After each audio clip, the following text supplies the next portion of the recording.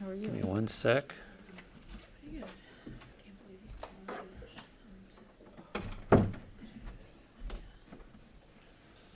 I know. Oh, Quinn? Quinn? Welcome to the desk. Kathy's stuck. I'm almost finished getting ready.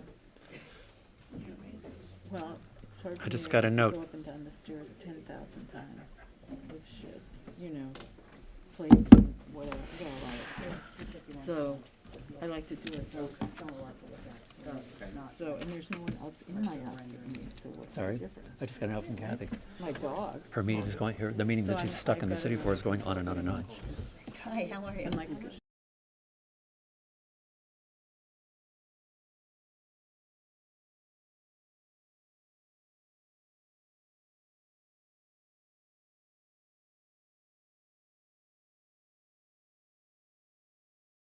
Okay, the next day.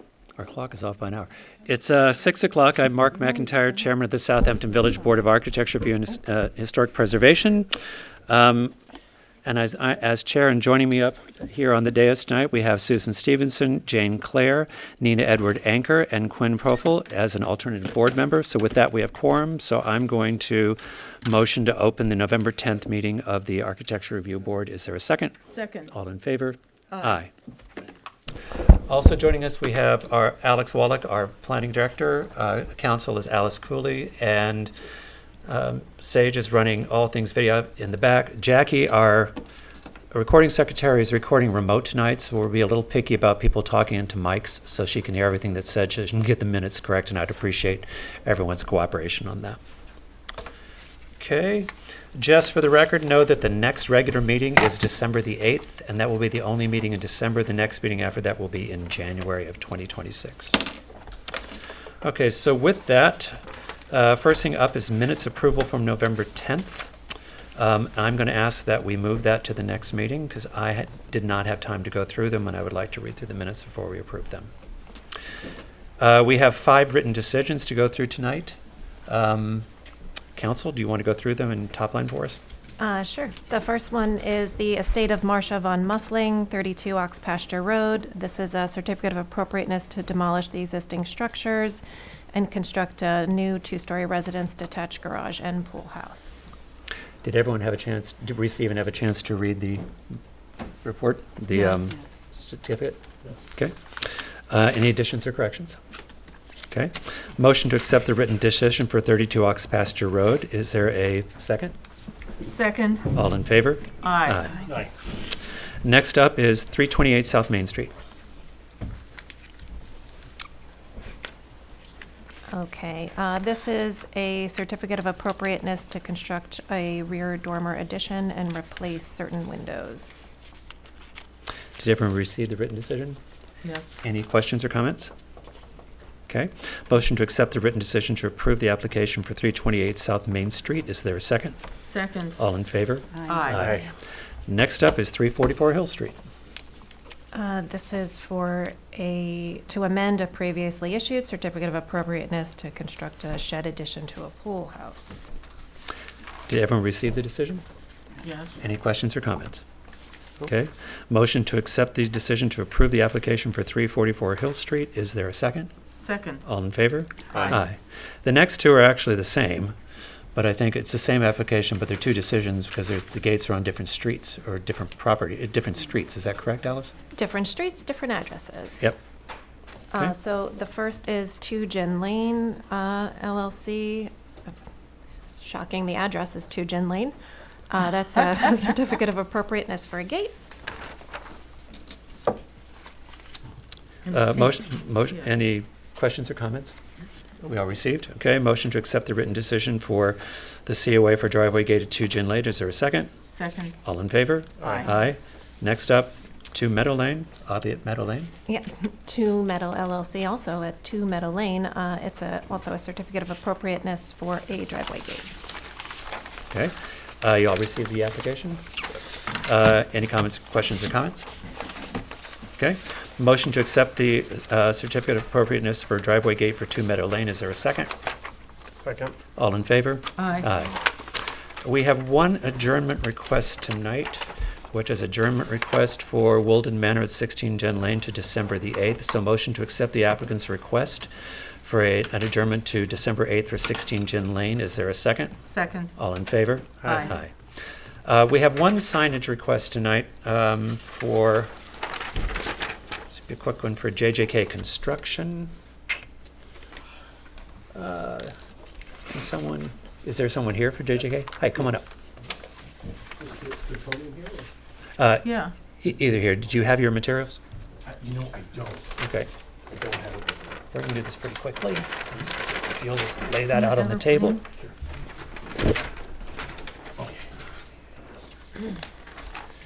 Just for the public's notion, the way this works, we actually have a signage committee, so if something comes in and the signage committee agrees with it, then it just gets approved, but if it's not just agreed to, then it comes in to be presented to the full board, which is why we're here tonight. Okay, take us through.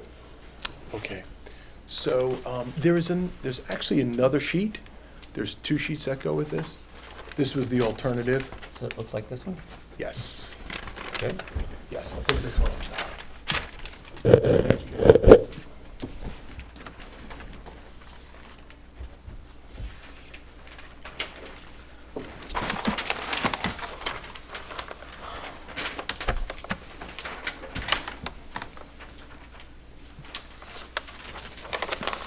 So, here's what we have. It's for 596 Hampton Road.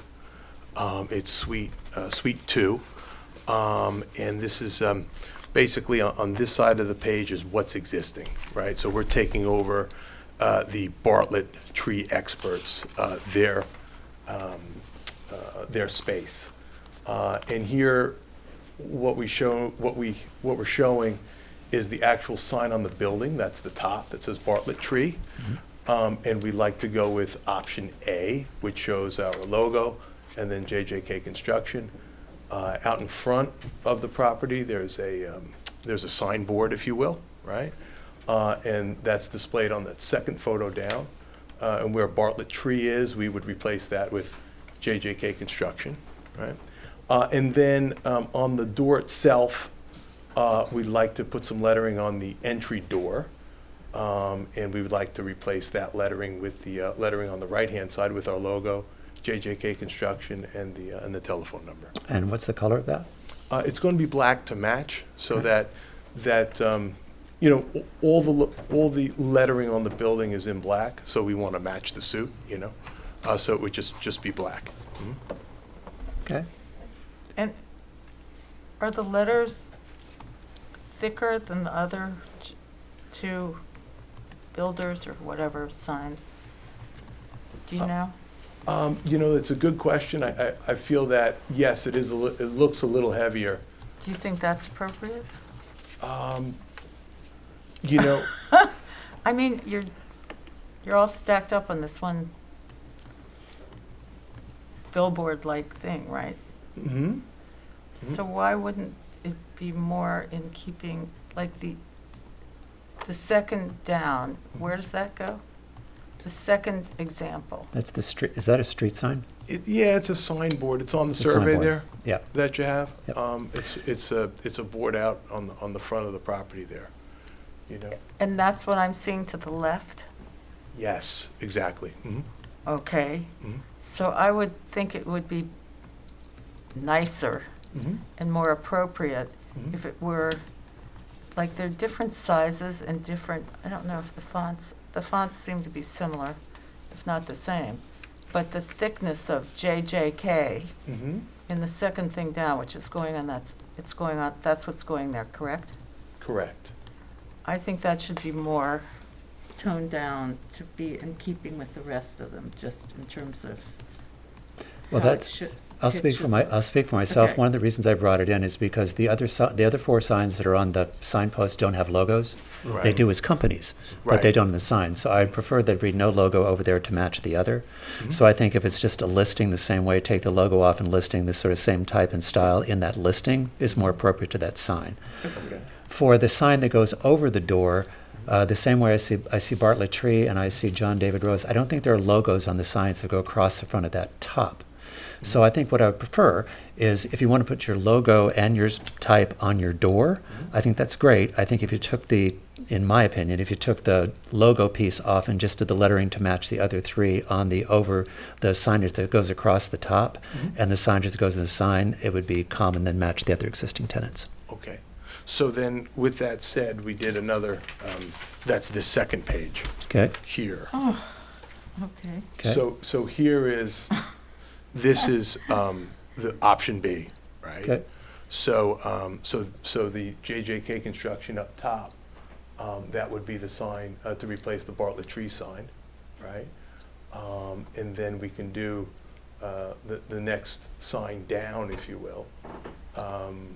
Yep. We can do that as well, and that matches this font. But there's something about like consistency is next to godliness or whatever they say, and they don't have phone numbers, so I would just do the same that they do. They only have the phone number on the door one, on the one that goes on the door. The lower right. Oh, okay, so then, yes, then Okay. that's fine, okay, perfect. And I would add your logo back to that one. I'd put the logo on the door. Yeah. Yeah. Yeah. So I think if you went, let's split the baby. If you went the first sign that has put the logo there as well as what you have on this page, and then the other two versions have here, it sounds like that's what we're hearing you have agreement Right. on. And also, do you have to Yeah. put LLC? No one else? I rarely see that on a actual sign on a building. You know, just, I can't understand what that would be, why that would be necessary. It should be the name of the building and what JJK Construction and then general Because contractor. I would assume that White Oak Builders is probably an LLC. I'm sure they're all Are we LLCs. talking about design, or are we talking about what the sign says? Both, actually. Mhm. Well, We're not allowed to talk. Well, I object to it. How's that? Okay. I'm in a Well, it contrary sounds mood. to me like if you go with the first two on page 2 and add your logo to the bottom one on page 2, it sounds like you have agreement for the board. Is that what I'm hearing? Yes, agree. Yeah, I have no problem with it. If you did get rid of the LLC, the JJK construction would be more prominent, but I'm fine with it either way. Okay. Yeah, it would look better. Okay. So then, motion to accept the applicant version 2 with permission to add the logo onto the door, onto the lettering that goes on the door of the building. Is there a second? Second. Second. All in favor? Aye. There you go. Very good. Great, thank you. I Thank you. appreciate you coming in so quickly, Thank you. because I think we only asked you to, I need those back too, by the way.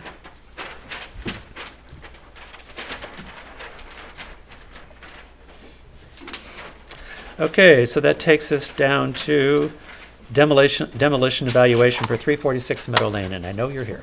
Thank you. Thank you. Have a good night. Good Thanksgiving. A little notice to the community here first.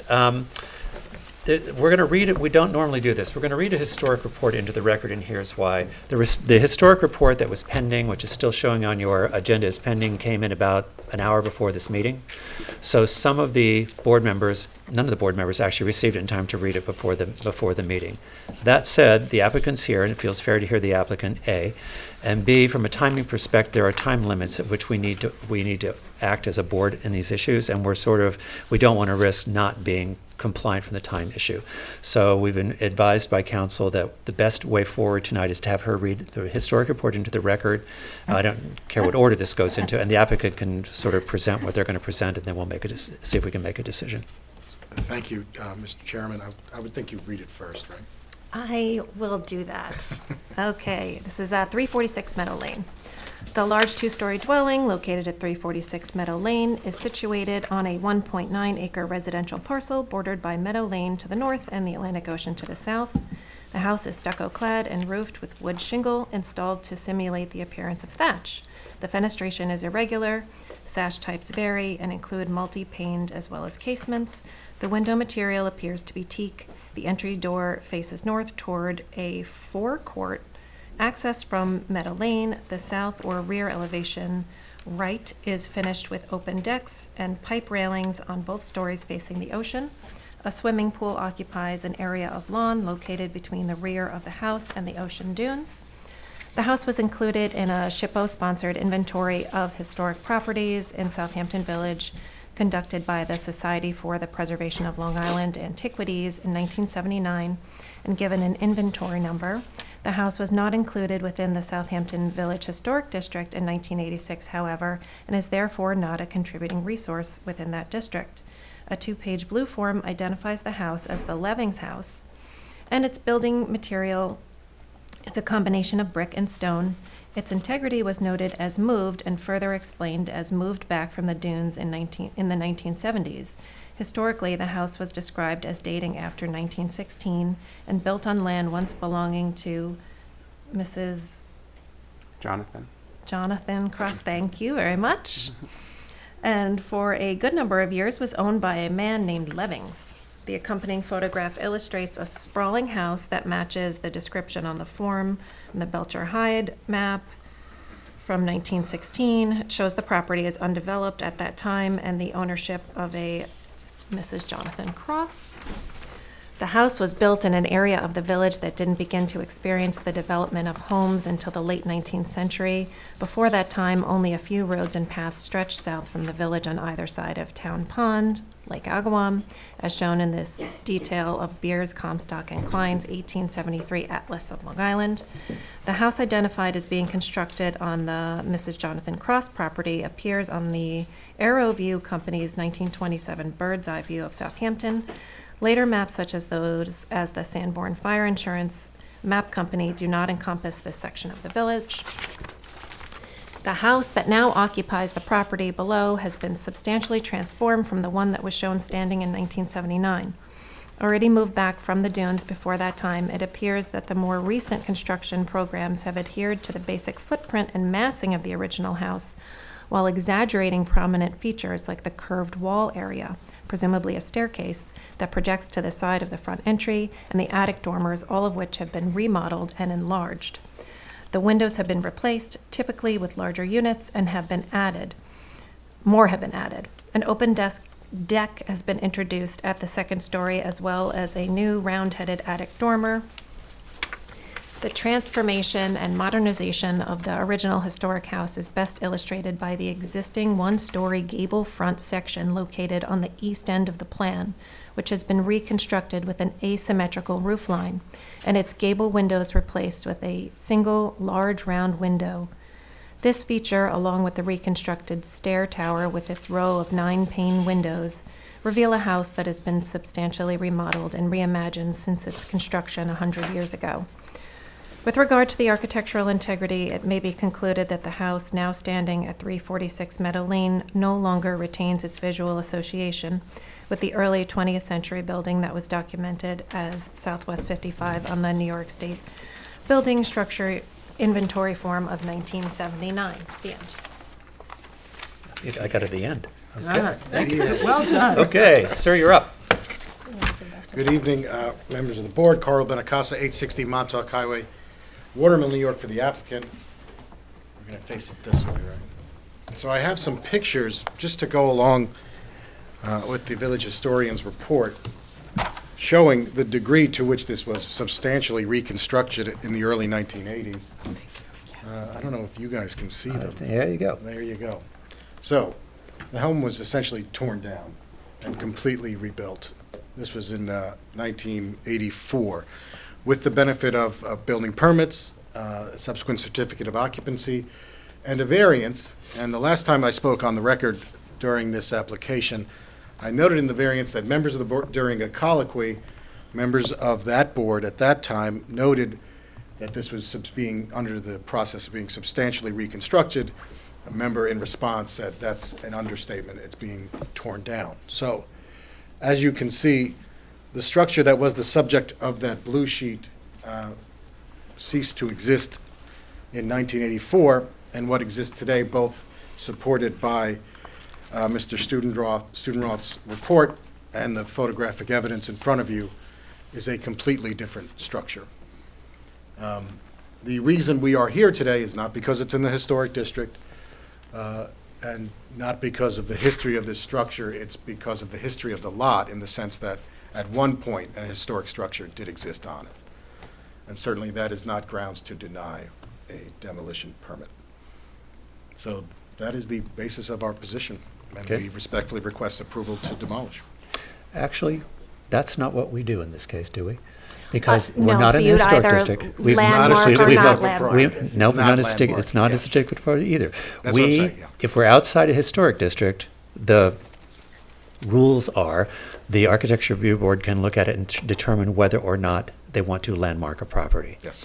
And there's a balancing test, there's a 5-factor balancing test that goes with if you were to landmark a property. I'm of the opinion that, given the extensive work that's done here, I don't think you would pass the balancing test to landmark this property. So I would ask the board members their opinion on whether or not they feel this is one to seek landmarking on. I think Zach's report says it all, and that's fine. I think it's amazing, actually, the rebuilding photographs. Just, and I think it's a cool place. It's sad, but okay, Yeah. The house itself is a cool house. it but- is cool. Any other comments? Was there a demo permit to take the house down originally? Or was that In- something that just occurred when they went to renovate the house? In the 1980s, Yeah, as part of the renovation, there was permission to demolish. there And was. and they didn't. And they did, yes. Okay. Because I was under the impression that maybe that wasn't quite the case, that it was supposed to be rebuilt with what was existing. Well, I think they might have thought they were rebuilding it, you know. Yeah. You know, But I'm they saying leave, I like, I one didn't wall, know if but there that's was, what they do. whether a Doesn't demo matter. was ever granted. You do have the documentation for that? I can present that if you'd like to see that, but I don't have it with me now. But that was my understanding. It's not here now. That's I- my understanding. I think for where we are now and what we're looking at now, the CO that exists in the house now is what we're looking at. I think it's a cool house. I see where you're coming from. Yeah. But I think for where we are right now, our rules at this point are landmark or no. Anything else that you're aware of, Alex, that we need to know about this? I mean, I think something to keep in mind is that the permits that you're talking about would probably predate the existence of this board. So it probably wouldn't have gone through the type of review where you would ask that reconstruction be done to a historic standard. I mean, you know that reconstruction can be a valid form of preservation, but I don't think. Okay. Well, that the was fact what that they happened. followed the footprint of the house and originally tried to imitate what was there, that makes me feel like there was a little more to it. I understand where you're coming from. I Yeah. just don't think I don't think it applies now to where we are at the landmarking status of the Yeah. current structure. Could you point do- out do to I the need- board on the photo there how the what was the original and the rebuilt part and how they relate to one another? I think that might be helpful. So this is the original structure, and this is halfway through the demolition process. And then as you can see, it's essentially a new structure. So, I'm sorry, Alex, what was So that gable on the left in that top right photo. this? Oh, sorry, in the top right. Top right. Yeah, so that one that's remaining, you could see that's we're looking south there, and so That's half the looking house south, that's correct. is missing. But right was there. that during demolition that was eventually demolished? That was, yes. So that's just in the process of being demolished. These are, yeah. That's time not lapse. still existing and tacked on to new construction. No, that was demolished. Okay. So everything was demolished. Yeah. Yeah, and as you But can see, this- completely Except for the rebuilt. footprint. Okay. Except for what? The footprint. The footprint. Alice, do you require public comment on this? No. Okay. Okay. So I'm going to motion to that the Architecture Review Board will not seek to landmark the existing property at 346 Meadow Lane, based on materials presented November 24th. Is there a second? Second, All in favor? aye. Aye. Thank you you go. very much. Thank you.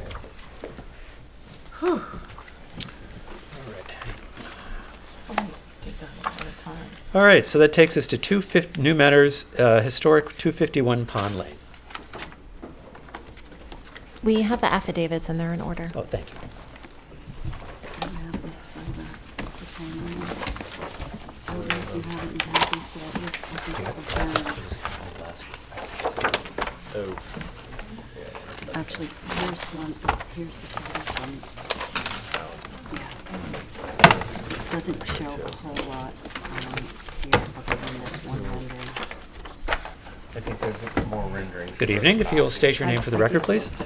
My name is Pablo Jendretsky Design Consultants. Okay. All right. Here to present the application for a new ground-up, single-family. One sec. Sage, you can hear? Okay, sorry, go ahead. This is an application for a single-family home from the ground up, 7,400 square feet. Can describe the roofing being western red cedar shingles, windows are Marvin ultimate casement. Gutters are painted aluminum case tile.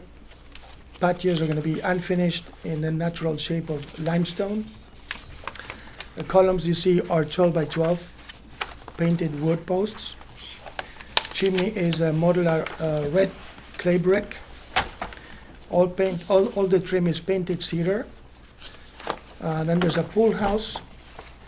Well, same materials actually. I have the pictures here. And yeah, that's it. Actually, you want to go elevation by elevation? Do you have the elevation drawings? Yes. Okay, if you want to Elevations? take us all the way around the house, elevations. Renders or elevations? The elevations. Elevations. And talk about the materials, the color. Yeah.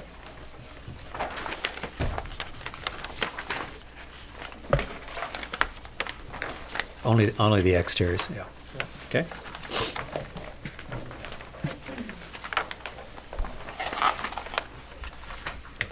So should we start with the front elevation, the Please, entrance?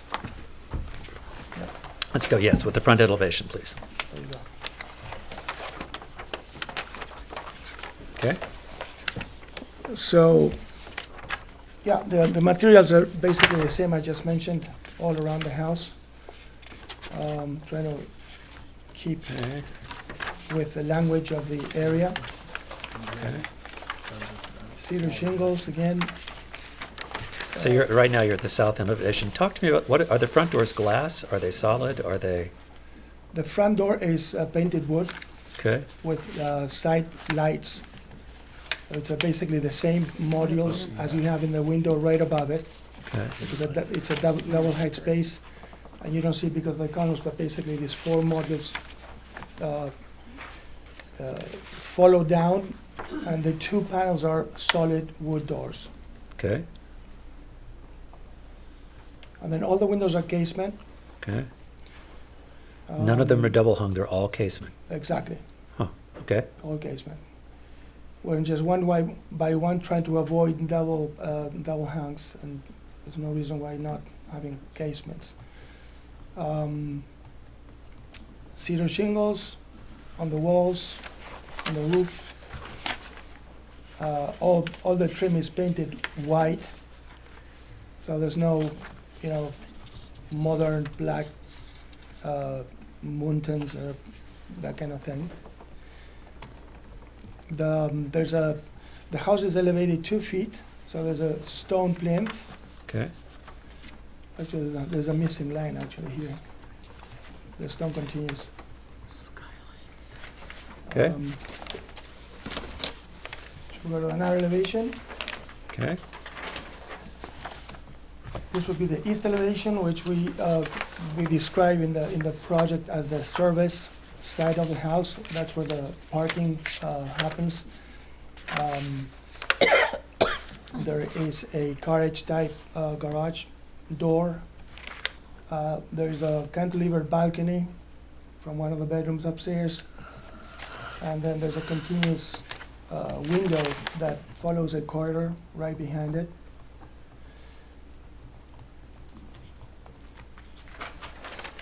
okay. Then we have the elevation that faces north.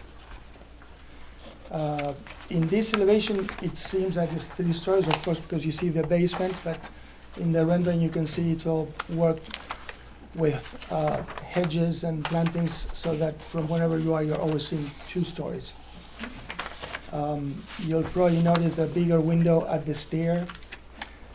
So we took the opportunity to just have light coming in through that double height space behind the stair. And also in the master bedroom to the right side, you see another little cantilevered bow window, which will become a window seat. Oh, I took it.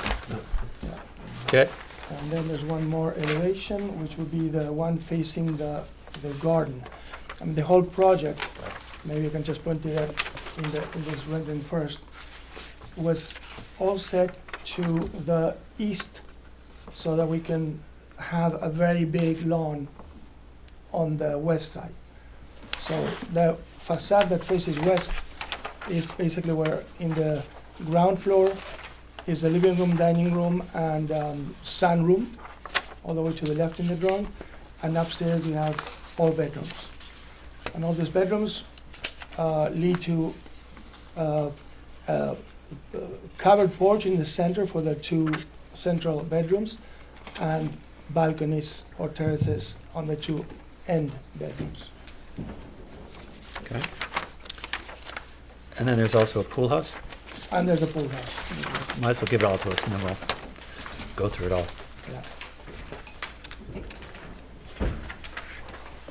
So there's a pool house. And the pool house basically was decided to be flat instead of a gabled roof to keep it more discreet. It's 14 foot tall to the edge of the roof at the top, and in continuation with the same shingle cedar walls, the same casement, windows, and all the trim painted white. There's the enclosed part of the pool house, of course, has a roof, but then the outdoor is a pergola.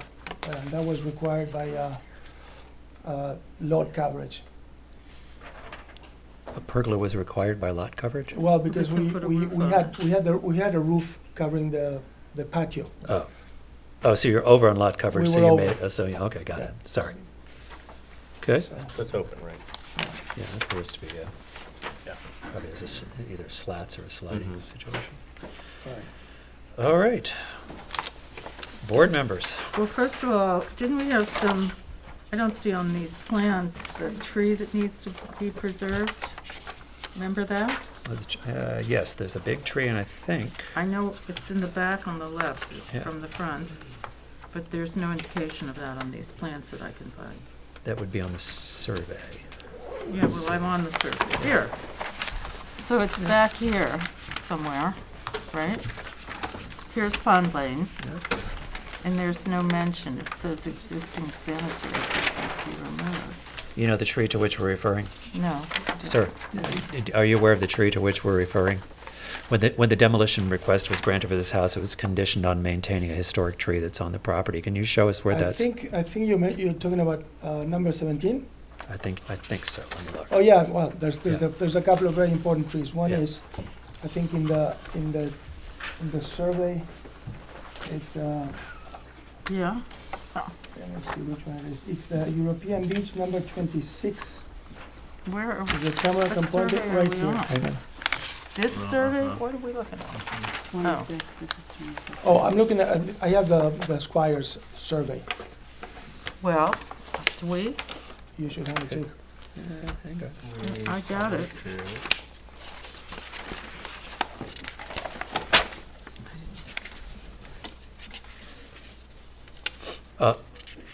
Okay, so, I don't know the, do you guys have it? I happen to have the copy from the file, and so Okay. I happen to have that.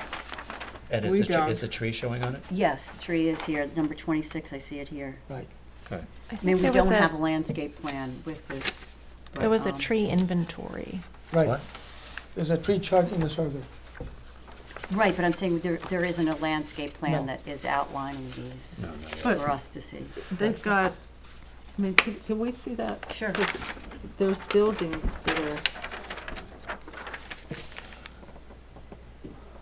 Way over to the left. Looks like it's 26. do you see them on this? It's 26 is here. Okay.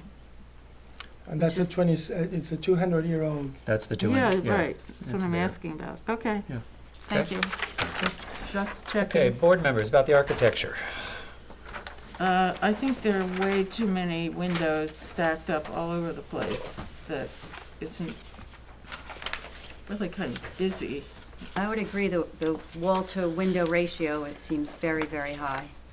In the front, the stacked double window that he was referring Just to, looks like a light box. I think that's That. too much. What There's goes on. light, This I is don't know where to separate. start. I wouldn't be the first, there are But even still, I mean. excessive windows throughout.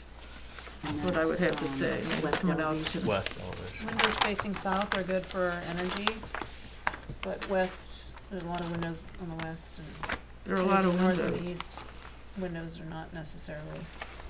I mean, that seems to be what is the main feature of this house. Windows, yeah. Really? Quinn, your thoughts? Lots of windows, agreed. You know, for where this house sits, and it sits in the historic district, it doesn't feel like it's appropriate in architecture to the neighborhood in which it's sitting. First of all, you know, just going, let me go elevation by elevation. When I let's start with the front elevation. I think you've got, and it seems like it's very fancified. It's sort of a one of every house. I think it needs to be simplified. You know, you've got a porch, and then the porch sets back for the two sides over the porch, and there's very heavy columns going in the front. And it's not, you know, especially houses in that part tend to be simpler and more straightforward in their presentation. The trim detail that's in the eaves seems very heavy for the style of the house to me. And when I look at, It also, don't you think the overhang is too and much? the overhang is a lot. And I think you've got that area that there's not access onto the. I see that you've got a double height volume for the front, and there's not access over the porch cover that you've got there. But yet, I think the way that you've put the dormer or the extended roof cover over, it's not really successful. And then the columns are kind of heavy going across the front as well. Then when I get to the east elevation, that whole big long row of windows that's on the second story, that's along what is an interior hallway, is way too much facing outward. And the skylights make it look like a renovation, not an original house. In a house, especially in the historic district, when you put great big skylights that way into the house, that's not something that's typical that we see, and especially it's something you don't see in new construction. Your job would be to find other ways to bring light into part of that house that doesn't look sort of accidental. The eaves in the house are very deep and unusual compared to what we would normally see in the historic district and in the village. I think if you drive around and look at the different trim details in the houses in the surrounding neighborhood, you find these are not typical. When you get to the chimneys, you've got chimney pots on top of the chimneys, which is fine in Cotswold, but it's not really a vernacular that really see in Southampton. I think it takes the house another way. You've got a lot of balconies here, and balconies is something we pay a lot of attention to. You've got the great big one that goes across the back, and if I look at the west elevation, it looks more akin to a house in either New Orleans or, frankly, Colorado. You've got the very deep overhanging eaves protecting the whole second floor balcony, and then you've got this whole big stack of columns go all the way across the back. It's just a lot, and it feels very heavy. And then you've got, you know, the big stairway, which I guess is the stairway for in the north elevation by the pool? Is that the stairway? Yeah. Punch out? Yeah. I would want to know where that light faces and a site analysis to any neighbor, because I think that's way too much window there, way too much light pollution for that part of the house.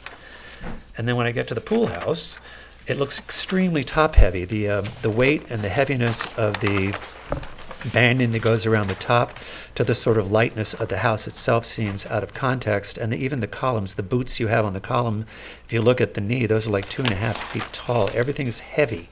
And it sort of overwhelms the structure.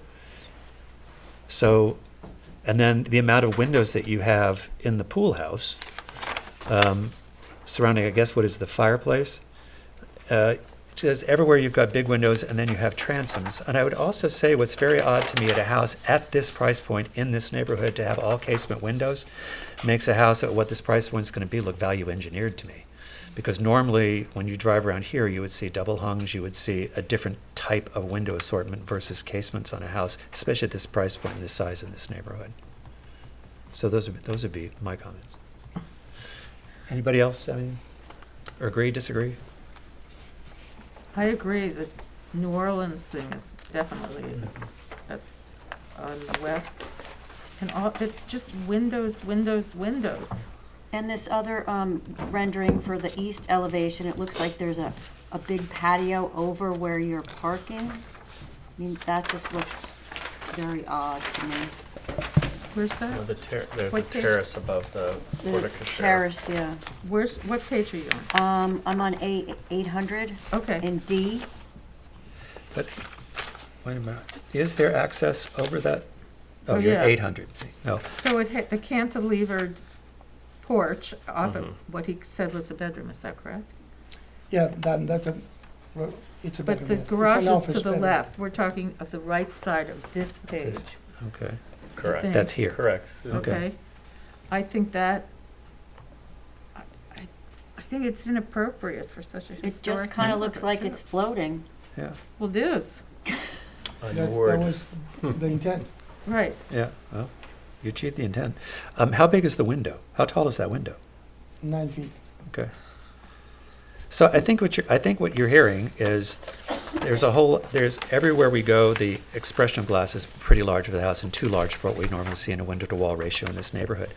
The overhang and the presentation of that it's just a little too much, and it's in keeping with the sort of architecture style of what we would normally typically see, and therefore I don't think it's really harmonious to Southampton historic districts, especially where it's located. There's a lot of concern on your west elevation about the amount of glass that's facing outside of that and light pollution issues, as well as that very large staircase, window, light. We haven't been approving anything nearly, so I think that's all going to have to be pulled way back. And on the two just details I find interesting are the casement windows, and I think in the white painted aluminum gutters in this house, in this neighborhood, feels sort of value engineered for what we would normally look to see. And the trim is very heavy. And the windows seem asymmetrical in points that seem a little out of order and harmony. Especially on that side. Well, another protuberance with 3 windows, which have nothing to do with anything else. Just seems hodgepodge of glass to me. And railings. I agree, the sort of pseudo-clear story that goes across, or whatever that is, that Yes. long Yep. stretch, like almost institutional that you would have that, not residential. Yeah. So that's a lot. Sorry. Do we have any comments from the public? While we wait for that question, there's 2 sets of driveway gates shown on the plot plan. Are driveway gates part of this application? Because I didn't see elevations or renderings in the file. Driveway. Yeah, on the driveway gates on your plot plan, there's Are the 2 driveway sets of gates gates. existing? Right, we don't have that design yet. I mean, the gate itself. Right. Yeah, Are- we haven't. You haven't designed that yet. There's one driveway gate as it stands today. So, the okay. property. So is the idea to come back to this board at a later time for those? Yes, Yeah. Okay. Okay, so that's a lot. yes. The next meeting is December 8th. Do you think you can update and be ready to represent by the 8th, or do you need until January? I guess we'll try. Okay. Okay, All right. So thank with you. that, I'm going to motion to set the applications for a request to adjourn 251 Pond Lake to December 8th. Is there a second? second. All in favor? Aye. I hope we can get to the 8th, just because there's not another meeting after that until January. Right. Yeah, because it's December. Right. Okay, thank you. You're welcome. Thank you. Okay, so that brings us up to new matters non-historic. The first being, yes? Is he the architect? Did Alex, he I'm say giving he this was? back to you. Yes. Yes. Okay. Wait, this 131 goes with it Flying too. Point Road. We have the affidavits in there in order. Who are these people? Who are these people? Huh? I wonder. Hello? Oh, Pine Street.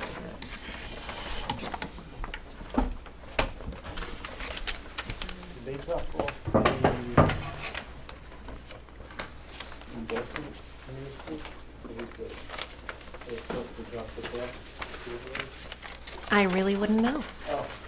He might know. I don't know. He's saying he's the agent, but did they drop off a?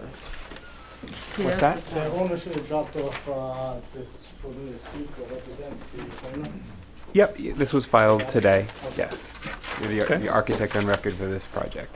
All right, so if you start by introducing, if you'll start by introducing yourself and let us know what your relationship is to this project. My name is Nicholas Capucci, Cappucci. I work with Todd O'Connell Architects, 1200 Veterans Highway, Suite 120, Hauppauge, New York. And I am representing Mr. and Mrs. Ponda. Yep. We are the architect of record. And, yeah, so we are here to maintain an existing rear porch. The porch is in the back. There was a covered porch there originally. It was damaged, and we're trying to, or they did wind up replacing that porch with a brand-new porch. The porch is covered. It is 12 So, feet. so just so I'm clear, so you're here because you rebuilt a porch, Correct. but they didn't come before, they were required to come before ARB because it was not rebuilt as maintenance, it was a different design of the porch. Right, it's a different, larger porch, and the building inspector let them know that they had to come to this board for architectural review approval. Did they know that before they built it, or did? Presumably not. Okay, all right. And who owns the house? Mr. and Mrs. Ponda. Okay. Okay, So the porch is in the rear. It is about 533 square feet, so it is a little larger than the previous one, which was about 300 square feet. We are trying to keep it symmetrical and keep it in line with the rear door that is there. We do have a metal roof on it, which matches the existing house. We do have AZAC and the PVC trim, which you see here, for a wrap. They're 12-inch column wraps, PVC and AZAC fascia boards with also aluminum white gutter. The standing seam metal roof is like a light gray in color. And again, it matches the characteristics of the house. We wanted to keep everything characteristics. As we built this thing, it looks like it was always there. Kind of fits right in with the home as it sits. Excuse me, does the entire house have a metal roof? Yes, the entire house has a metal roof. Is that possible? yeah, it's in the pictures. It's in the pictures. No, it's in the pictures. When was the My house built? question. I'm not sure when the house was built. Well, we wouldn't know, because we don't have the. Okay, Okay, We are adding a skylight. The skylights are on the roof existingly, and they match the skylights that are on the house as well. It is open. The patio below it was the patio that was always there existing, and they just played off of that. So the patio was larger how it was, and we just kind of matched the overhang with the patio that was there. And it's a bluestone patio. but we don't have, what was the depth of the original patio, do you know? did they have the plans? It's about 12 feet, what we're showing now. So The it original hasn't one. gotten deeper, it's just gotten No. wider? It got wider. I'd yeah. like to see the plans that were supposed to be built. I find this hard to do. Do you The have plans those? that are, that they built, Well, yeah. You're saying you built, this is what, you replaced something, you replaced a porch, is that correct? correct. There But was one that was What there. was the porch that you were replacing? So it wasn't in kind, that's what this is about, Right. No. correct? Right. Correct. When was So the where roof is the replaced on the example? house? On the existing house, Yeah, it's What's that beyond mean? me. So are those plans, it Well, looks this like it is was them. replaced pretty Okay, recently. first of all, board members, let me set here. When this happens, your job as a board is we have to look at it as if it doesn't exist. because they don't have permission to build this. It does exist, but you have to look at it as if it didn't exist, and you have to judge it as, is it something you would approve or wouldn't have approved, or do you have questions about it? So that's the standard of how we have to review this. But So what we have in front of us now was if the porch wasn't there, this is what they intended to build. okay, I just, The roof was replaced in 2021, and the existing porch that's shown here is deeper than the original porch. So the original roof was shingle. Correct.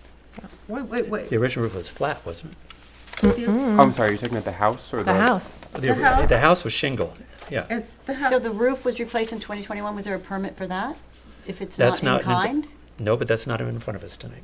yes, but he's referring to the roof. I think it's relevant. referring actually. to the- I'm not, this isn't If right. he's referring to the metal roof, that It he's seems matching like this we to wouldn't match. approve that, that's right. Right, we wouldn't have approved that, I feel yeah. like we're in like magical mystery tour here. Where are the plans from 2021? I can't do my job, sir, without information. I can't. I would think if there was a building permit, then you guys would have that, and Well, it then was you, approved. If who you're the representing. council has it as No, you have 2021, to it provide it, I was. believe. I'm counsel. Okay, council. I'd Counsel. like to see what's going on. Okay. Thank you. Because I don't think we would have approved an entire white almost metal roof. So I think this is and We- then we we're pro- matching this, the big Way new forward here, porch. council. I think the board should request some more information on the history of the project, because I don't think you can give a proper analysis as to whether this roof, which you wouldn't normally approve, is appropriate to match an existing house if the existing house is not permitted. Well, to take it back another step too, we did file for an addition originally, which we got the permit on for the addition, Right, for the back of the house. but then, And what kind of But roof then did they, that have? they ran, or something happened financially, and they couldn't build the addition. So the addition, this was supposed to be enclosed piece. You know So what? then they I didn't do think- that, and Plans. they built I this, hear kind you. of What like was an the roof as-built. But I'm material? going to honestly tell you that the more the Metal. story goes, the more the story It was goes this on, the color more we metal. need more Yeah, information. it was always this. I have to say that the more the story goes on, the more we need more information. Because what you're telling me is they were approved to build an addition. They didn't build that addition.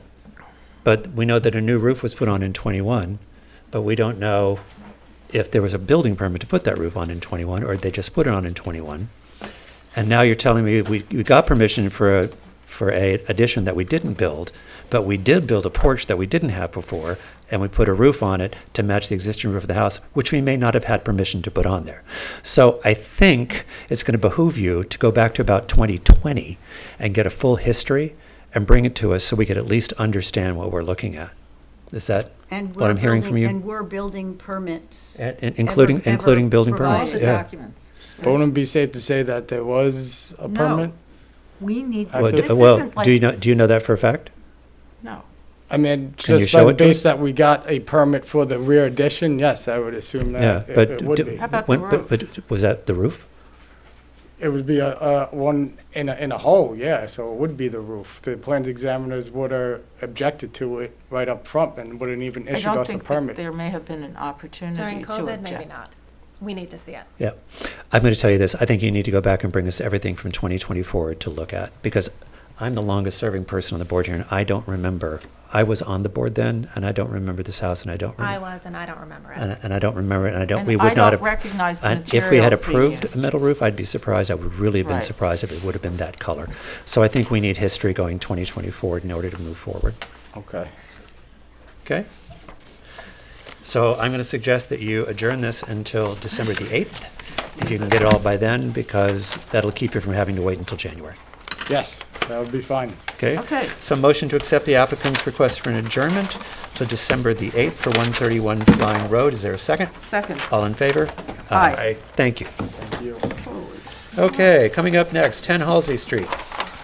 It's just the big day. I can't believe it.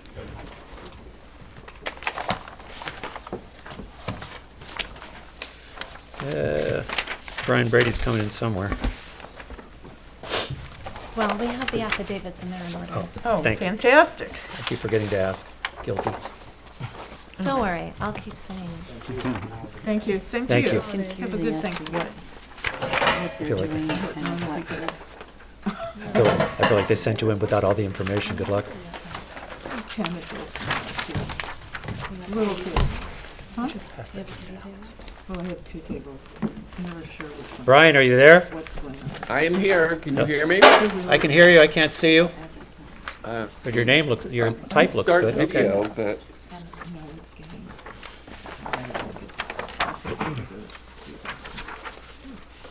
Well. There you are. It's too late for me. yeah. I just don't know. Hello, everyone. I'm Brian Brady. I am the architect for 10 Halsey Street. And let me share my screen.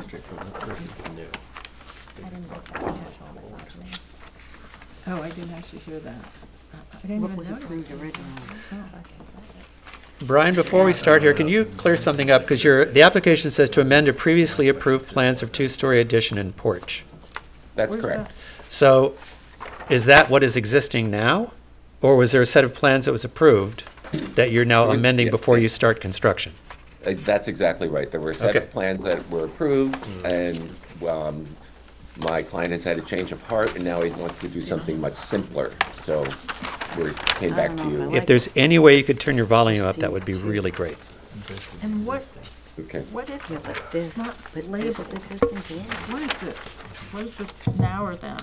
What is Okay. this? This is now? now, this is what the house looks like. This is existing. Both Okay. of these big photographs? No, I have a different one. With the long one is view of a porch.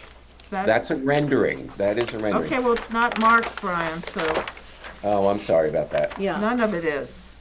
All right, well, let me walk you through it, and always it, says that. it should be very self-explanatory. This is the house as it exists now. This is the front of the house, this is the side where the main entrance is, and this is the rear of the house. Okay. This is what was approved back in September. It was a major renovation of the existing house with an addition, cleaning up the roof lines, and adding this wraparound porch. All right? Right. My Okay. client That was, has that had- was September of 2025. Right, just Right, 2 I remember. months. Okay. 2 months ago, Isn't yeah. that 3 And months? remember, we had the balcony on the back, and the neighbors. Yes, yes, yes. and- I do yeah. remember. Yep. Yeah, all right, so now all my client wants to do is put a simple 2-story addition onto the front, which will match the existing roof line and shed dormers that are there now with the wraparound porch. So it's being simplified, it's This basically, is what they want to add now? That's already there. it's already there, it's being extended. I'm mixed up. Extended where? I'm having This trouble. way? Forward. This is what, That'd be, this is what they want to do? No, that's what's there. That's what's, Yeah. Oh, so But this is, with See how the they're making it, wraparound see how it's porch? extended. It has a big Straightforward. porch. this is what they're gonna, this is what the proposed? That was approved, correct? That was No, approved. And then now they're simplifying. So wait, are you and doing, We're a little I'm confused, definitely Brian. Is there a big, is it a pop-out shed dormer when you say a 2-story addition? Or where's your 2-story addition? The 2-story addition, if you look at the screen now, I have what's existing. Yep. Okay, and then this is what's being proposed. It's the exact same roof line, it's just coming out another, I think it's 16 feet. And we're adding a wraparound porch. Right now, it's just a side porch. Where's the rendering? There, that's right, this is. Okay. Which one? Okay, here, This is okay. here now, existing. This is here now. And this is where they want to pull this straight forward is what's happening. So basically, Yeah. this If is you, new. if you look at this rendering here, here are these 2 windows. The house basically stops here right now. Right. And we're extending it It's like, forward okay. and adding a wraparound porch. And a wraparound porch up on the second floor? No. No. It's just Oh, existing. okay, okay. They're gonna add this. I don't Yeah. know the- Right now, there's a porch just along the side, and we're gonna wrap it around. I think what's confusing is I think your fenestration on your proposed south elevation drawing doesn't look like the fenestration on the shed dormer on the illustration, on the rendering. Because I see 1, 2, 3, 4, 5, and then I see 1, 2, 3, 4, 5, 6, 7, 8 windows. Because that must be the old one with the other 3 are the extra, the new. Is that Going right? down the side. Okay. I'd say Oh, I see what you're saying here. Yes, because the rendering doesn't match the drawings, right, in terms of your ask? Yeah, and this is where the stair is, and we did add windows. You're right. And Okay. there's a metal roof that you added? The metal roof was approved in the September. But But now just for it's the back, just elongated. for the back, right? No. No, It just was the same approved. It one. was approved as a wraparound porch in September. Basically, they're taking what we approved in September, pushing it forward 16 feet. Exactly. Yeah, pushing it forward 16 feet. So it'll look the same. It just gets a lot longer and comes closer to the street. But how does this currently set back from the street? How far? No, right now, the house, what was approved, this is where the house is going to be now. Right. It's not going to be any further than what was approved. So where is the extension? We can't understand, we're having trouble. The extension does not go forward of the, Go sideways. Okay. I'm in the dark, Brian. Okay, this is the existing house. Yeah. The south elevation. Yeah. Okay, this is what we're adding here. This is the extension. Brian, I think what's missing is the mid-step. Because you've got the original house, and you've got, below is what was approved? Or is what you're asking? What we're asking. Yeah. Okay, in the mid-step, is there a version of what was approved versus what you're asking? Because I think that's what we're having a hard time deciphering. Okay. I think that's this one. that Is has a the different roof. the Yeah, renderings this not has enough, or a do you want me to dormer pull all up the way the across. plan? This was approved as 2-story. This is what was And approved. this is existing, and they're That's continuing beautiful. it. yeah, That's what I what's the understand. problem? It's not big enough. My sentiments That's exactly. mid, right? I think it looks awkward. This is what was approved. Yeah, that's lovely. Okay. Okay. And what they're asking for now is, am I correct in saying that this is what they're asking for? Yes. It's What we're fabulous. asking for is an extension of what's there. Which Which is is this basically existing, and This is- roof line, which is in the front now, extending Yeah. further out. That's what we're asking for. They're out toward the street? Let's see. Right, which is the same as what was just approved. The depth of the house hasn't changed. What's actually changed is you have a wall that goes down, and instead, now if I'm reading this right, what you're asking for is there's a dormer that's on there existing now to push forward Yes. and Exactly. fill 16 feet. 16 feet and fill that whole area. Right, instead of pulling Yeah. this roof line. Instead of all pulling the way roof line forward, he's They're pulling this roof line all the way forward. okay. Could So- you just show me that again, Instead that of plan? pulling, this is the existing house. In Yeah. this version, they pulled this roof line all the way to the front. Oh, In the Right. new version, they're pulling the under, You're leaving the existing dormer yeah. roof line forward at the lower level than that. Right, thank you, Quinn. I got Does that sound right? Am I doing? No, and You're what right. I was trying to do in the approved version was get a single roof line. Right. Right. Unfortunately, that's not happening right now, so. I think it's awkward. All the charm blew out of there. No, well. So it's now, what's now there. there will be Which part of 2 it's windows in the front instead of 3, is that correct? And this is the front here. Because this roof line is much lower than They've this. taken what was a 2-story house and turned it into a house and a half. Exactly. And now I'm But then making. you've left the existing. The only thing I would say about it is now it makes it look like that existing full 2-story in the back looks like an addition. Whereas Yeah. in what was approved, it looks like a single expression. Which funny, because I wonder if historically that's the oldest part of the house. This is, yeah. I don't know. The back piece, Yeah, right? Probably. Yep. It just,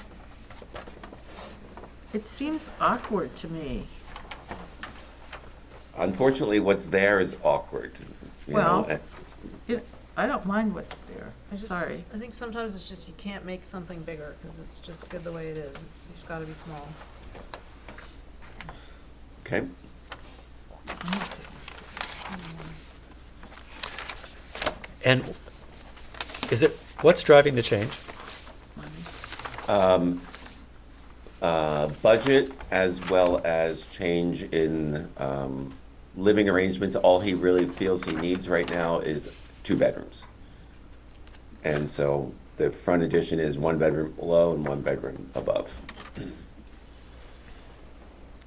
And we're leaving the rest of the house as is.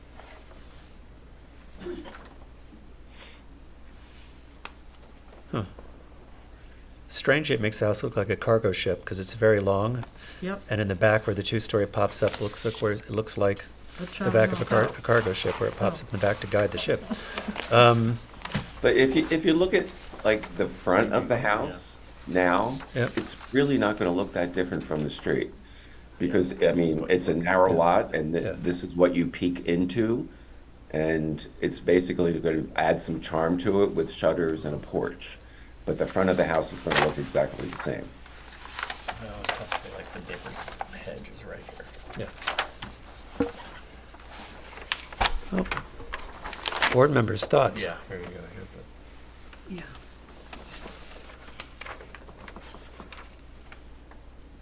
So what's everybody's opinion?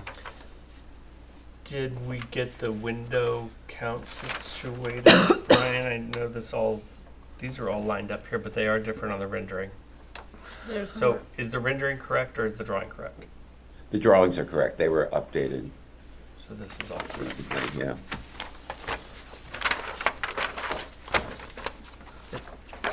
If the drawings are correct, The rendering is incorrect. yeah, the interim rendering looked a little better. Okay.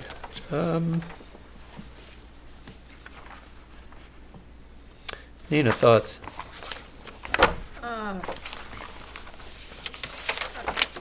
So the rendering with the extra, this looks like it's taking flight or something. I mean, it might just be the rendering and the angle and the fact that there are too many windows along there.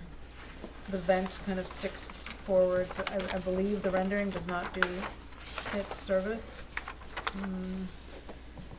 But it looks so much more elegant without that extra layer of windows on top of the peak there. And I think. Where are you referring to here? Yeah. The rendering with the addition, showing the addition. It just Okay. seems like a lot. The only difference is the fenestration. Mm-hmm. It's 2 more windows. Oh, from the drawings, yeah, no, I mean, Actually, was the approved? rendering is what's wrong. Right. yeah, no, I don't mean the window, I Right, just mean the drawings were the updated. We shape. actually, yeah. It just Yeah. looked ship-like. You know, Brian, what I may ask you to do is re-render it to match, show us a rendering that looks exactly what the drawings look like so we can look at both of them and it's not so confusing. Okay. But could I honestly think between the porch going along that whole length and the addition, I think it really could be better somehow. I think it takes away what was, I thought, quite a charming building. It creates, yeah, I something mean, that. that's what we want, but.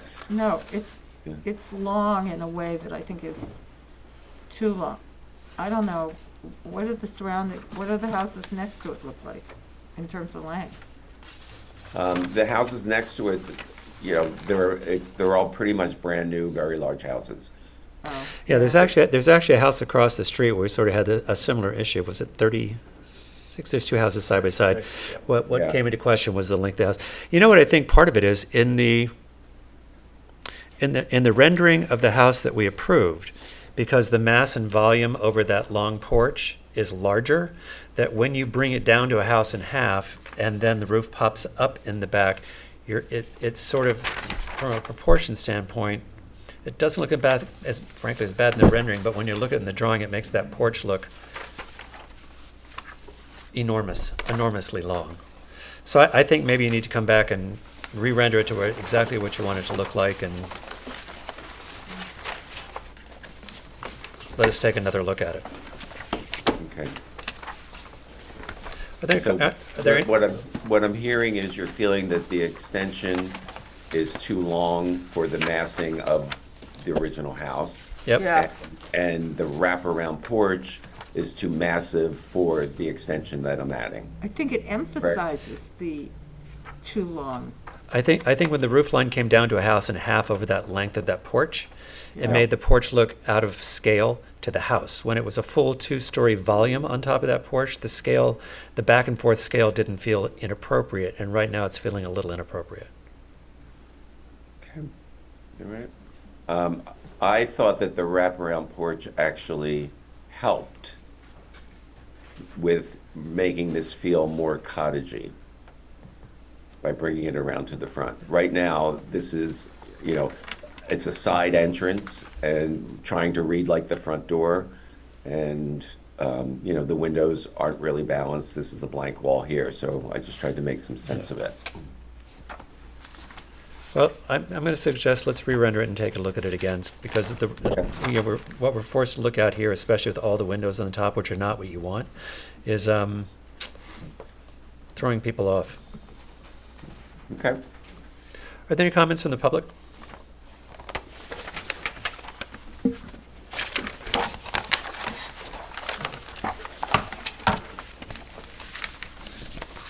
All right. In that case, Brian, can you be ready by December the 8th? With renderings, no. Okay. Then Last January. then it's Or no, it's January. January 12th, I think. January something 12th, like that. yeah. We've got a good long time for renderings. Okay.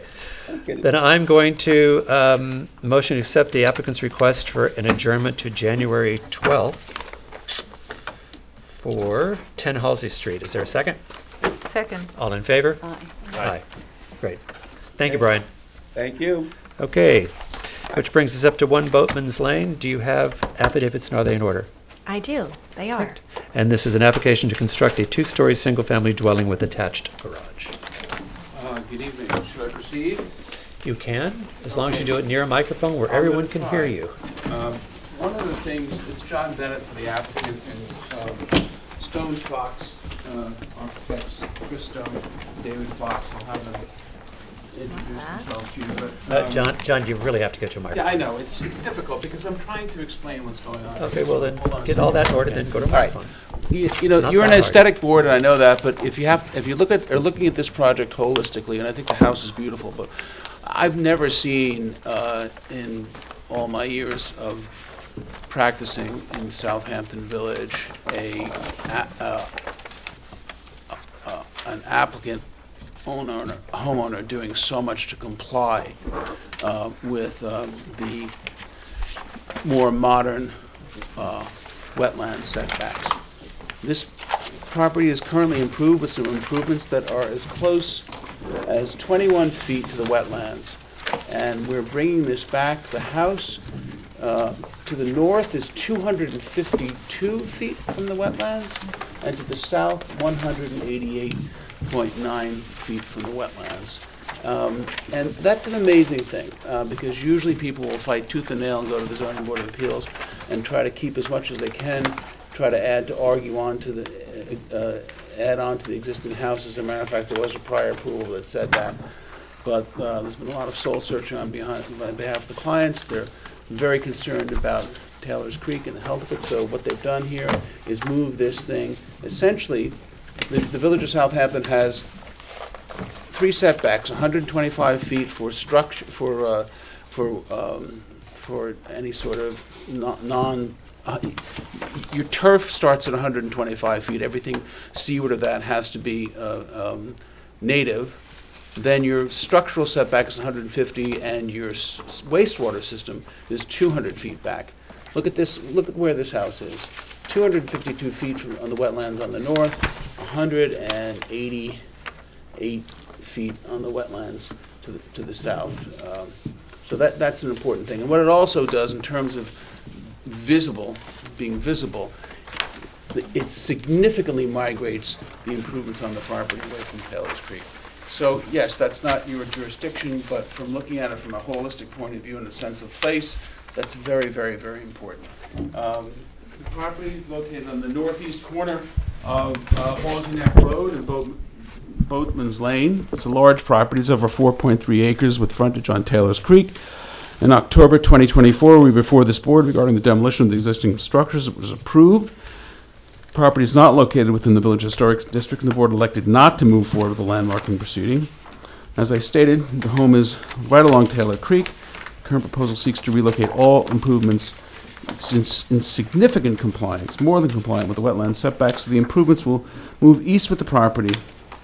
And again, also, the residence will be 163 feet back from Halsey Neck, more than twice the required front yard setback. So we were able to migrate from a visibility point of view along the water. I know on certain applications, the board has been concerned about what the property will look like from the water, or what type of effect it'll have. The visuals from the water, we've migrated significantly back from that, and we're also 163 feet back from Halsey Neck Lane. And I would ask Chris Stone and David Fox to introduce themselves and take the board through the elevations and the plans. Thank you, Great. John. Thank you. Thank you very much for your time tonight. I'm Christopher Stone. I'm a principal of Stone Fox Architects, and I'm here with David Fox, who will begin our presentation. Thank you. So my name is David Fox. I'm the other founding partner at Stone Fox Architects. And yes, just to reiterate what Chris said, we thank you so much for your time in reviewing this project. And we understand you guys are all volunteers, so it's a lot of work that you all do for the community. So with that, we wanted to... I'm going to say thank you for that. Thank you. We wanted to bring you all up to speed with where we are. We've done quite a bit of work. John has alluded to some of that work, and we wanted to sort of tell the story of how we came to the presentation that we have before you today. So as many of you may know, I guess our camera's on, right? This is an aerial view here. I'm sure you all are familiar with the site, but for those who aren't, this is the site that's highlighted here in yellow. And I'll also just tell you a little bit about our relationship with the client, and just sort of give you a little bit of everything. So this is the second project we've done with this client. We completed their home in New York City, and kind of immediately after finishing, they started looking out east for a project to do. And so for 5 years, we went all over the Hamptons trying to find the perfect spot. And needless to say, it was love at first sight when they came across One Boatman's Lane.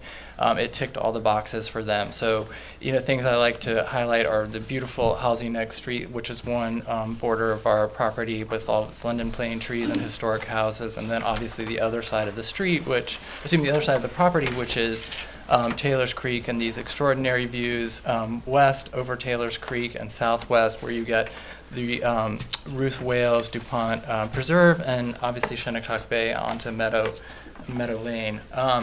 So our clients were very aware of how significant this property was, and how wonderful of an opportunity it would be to construct a house here. So we began looking at different possibilities for how we might develop the site, and we looked at 3 different sort of typologies. We looked at a traditional type house, a kind of hybrid, and a house influenced by modernism. And you can see the output of that, which is this American shingle style house, which we've then taken some inspiration from some important practitioners, and we wanted to discuss that with you guys tonight and explain some of what we did and why we did what we did. So one of the things I think is really important is that we mentioned that this house is obviously rooted in the American shingle style, but then we also wanted to integrate other ideas and concepts into it. One of our goals is to make our projects unique to the client and to the place where we're designing, so it has a stronger sense of emplacement. And so the other factors that we were and ideas that we were looking at when we were thinking about the architecture can be described as the work of Edwin Letchins, and also we wanted to interject some ideas of modernism into this project. So first, if I just start by sharing some images of these are some shingle style houses, in the Hamptons, and you can see some of what we were looking at in terms of these roofs and slopes and fenestration. And when we start thinking about the influences that we encountered as far as Edwin Lutyens, I here want to share with you this house called Gray Walls, which has this really extraordinary sort of arced building massing. And you can see this aerial view here. You can see beyond the aerial view, there's this extraordinary landscape and a seascape beyond. And this shape of the house, really suggests that there's this incredible panorama beyond that shape of the building. And that's something that we were really taken by, and that's something that we've sort of put to work in the project that we've done here. This is to demonstrate another idea, concept that we've been thinking about. This is the plan of that same house, and in this plan you can see this is sort of a much more sort of conventional layout where it has a bunch of smaller and larger rooms. And one of the things that we wanted to do was to incorporate a more open and flowing plan. And so we were thinking about modernism and taking ideas and cues from the tenets of modernism. So Edwin Lutyens is practicing in 1890 to 1940, and modernism is occurring and evolving at that same period of time. So for us to take and borrow ideas and stitch them together in an elegant way was something that was really interesting to us and something that we strove to do in this project. And here are some other examples of some buildings by Edwin Lutyens. So here you can see some extraordinary architecture. There's an example here of this, sort of beautiful horizontal window. Edwin Lutyens would use these often. And at the same time, people like Le Corbusier, who's a modern practitioner, was doing them for different reasons, but I'm sure they were both cross-pollinating with each other. And the idea that these buildings would have these sort of horizontal and landscape-type exposures and expanses of glass is really interesting. So with that, I then want to turn the presentation over to my partner, Chris, and he's going to walk us through some more of the specifics of the project. Great, and I think that you probably already have a copy of the package, which is labeled Exterior Finishes. We do. And Renderings. We'll also need a full-size set. I don't know if, John, you have that. I saw that in your bag earlier. So just to bring you back to some more specific examples, in the upper left, you see the William J. Lowe House of Bristol, Rhode Island, designed in 1886 by McKinney and White. This house, I think, is very interesting because of the simplicity of the form. The massing and the roof lines give the house a connected sense to the landscape, and just the overall sense of repose is something that we took from that example. Then Tennecker, you're probably all familiar with, in Southampton, designed in 1920 by John Russell Pope. Again, the simplicity of the forms, even the kind of cat slide roof lines that bring the house closer to the ground and give a sense of connectivity, the simplicity of the volumes, the restraint in terms of details. There's no, in both of these examples, really no eaves. I actually chose this example of the black and white of Tennecker just because I think it emphasizes kind of the simplicity of the house. And then the third example is referred to as Cedar House by Edwin Lutyens of 1934. Here it's the materiality that we're interested in, the vertical and horizontal shiplap, as well as the shingle roof. I don't think we're going to take inspiration from the crenellated fascia boards, however. So again, just going a little bit closer, these are more domestic projects in New England. We're looking at cedar siding. We actually have some samples here of the Alaskan yellow cedar that we intend to use. You'll also note that the corners are all woven, very sparse use of trim or details, no overhangs. Very much typical of New England vernacular. In the center, an example of not yet seasoned yellow cedar, but just that combination of the shiplap and the shingles, nicely aligned here. The far right, a more contemporary iteration. Lower left, just an up close. And then, Yeah. interestingly, on the lower right, we're giving an example of how the window treatment that we intend to turn the corners in at the windows and give that kind of profile of the shingle, again, the woven corner. You'll see that the house makes use of a lot of steel windows. So here are just some examples of both how the windows operate from the point of view of looking out from the interior, some simple casing details. Here, the use of brick, you'll see in our presentation on the terraces. And in the lower right, a sample of zinc, which is what we intend to use for all the flashings and fascias. Finally, the rest of the palette includes brick and limestone. We actually have a sample with us here today of a limestone that's been treated with a lime wash, which gives it a very brick. Brick that's been treated with lime wash. So that completes the material palette. So the first rendering in your package on page 5 is a view from the southeast. This is how you would approach the house as you come in from Boatman's Lane. Immediately you see the far north end of the house with the lime wash brick. You see the low slung roof line of what is the guest and family wing. You see the first stair tower, which is the main stair, and then you see further an overhang indicating the entry to the house. And to the right, we've treated what's the garage and the staff area with vertical siding, and you see an opening, which is the porte cochere. One thing I wanted to just add on and tack on here is a note.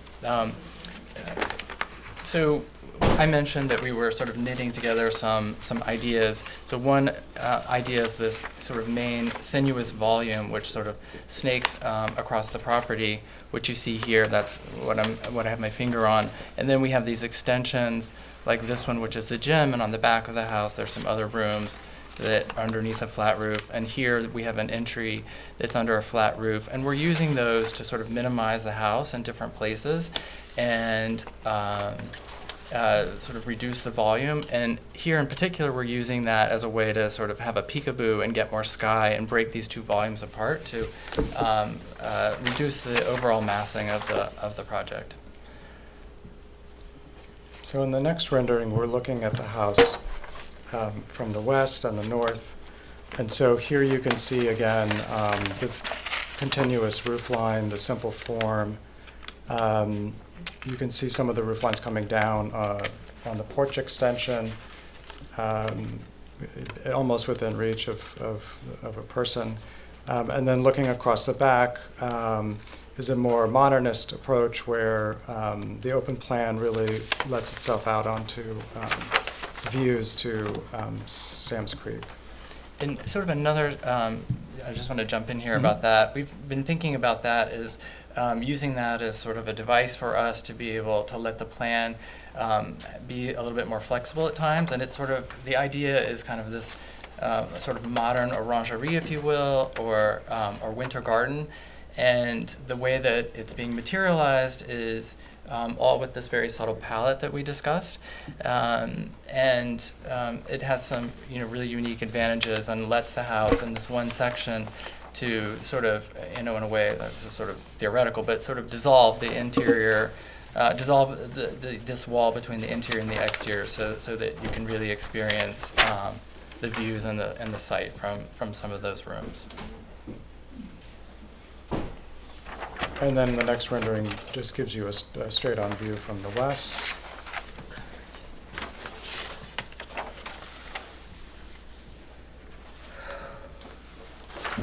And then an aerial view gives you a full view of the massing of the house.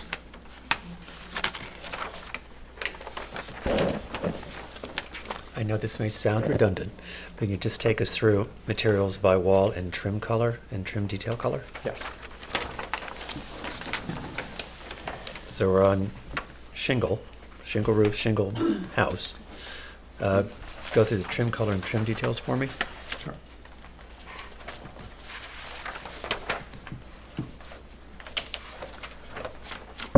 So I think if I go through the architectural elevations, would that be clearest? Yeah, that's probably the easiest way to do it. Thank you. Okay, so all of the shingles, the roof shingles and the wall shingles are Alaskan yellow cedar. There's a couple samples here because I think it's important to see that when it weathers in a very lovely silver gray. Can we, Ah, just for a moment, please? yes, of course. Okay, thank It's- you. All of the vertical siding marked SL1. The horizontal shiplap is also Alaskan yellow cedar. So it's the whole palette is really tone on tone. I also have, the base of the building is brick that's been lime washed. I actually did this wash personally. It's a German lime wash that we bought, so.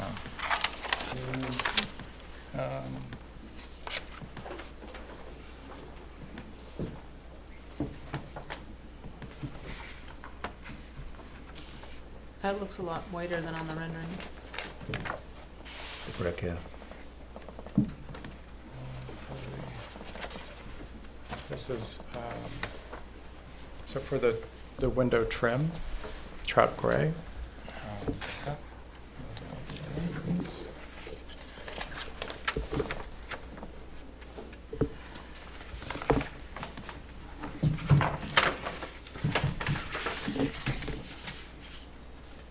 And then for the fascias, zinc. So fascia is in zinc over the entry at the edge of the gym in both the west and east elevation, and then across the west elevation, which I can almost just barely reach, but across the top edge of the west elevation as well. And then it might be helpful. What is the green element between the umbrellas in the west elevation rendering? Just curious. I think you might be looking at the front door. I think it's just the rendering is not showing any interior walls, so it's showing the back side of the front door. Oh, okay. The view from the west does look very green, and this is a deception. It's not green, it's gray.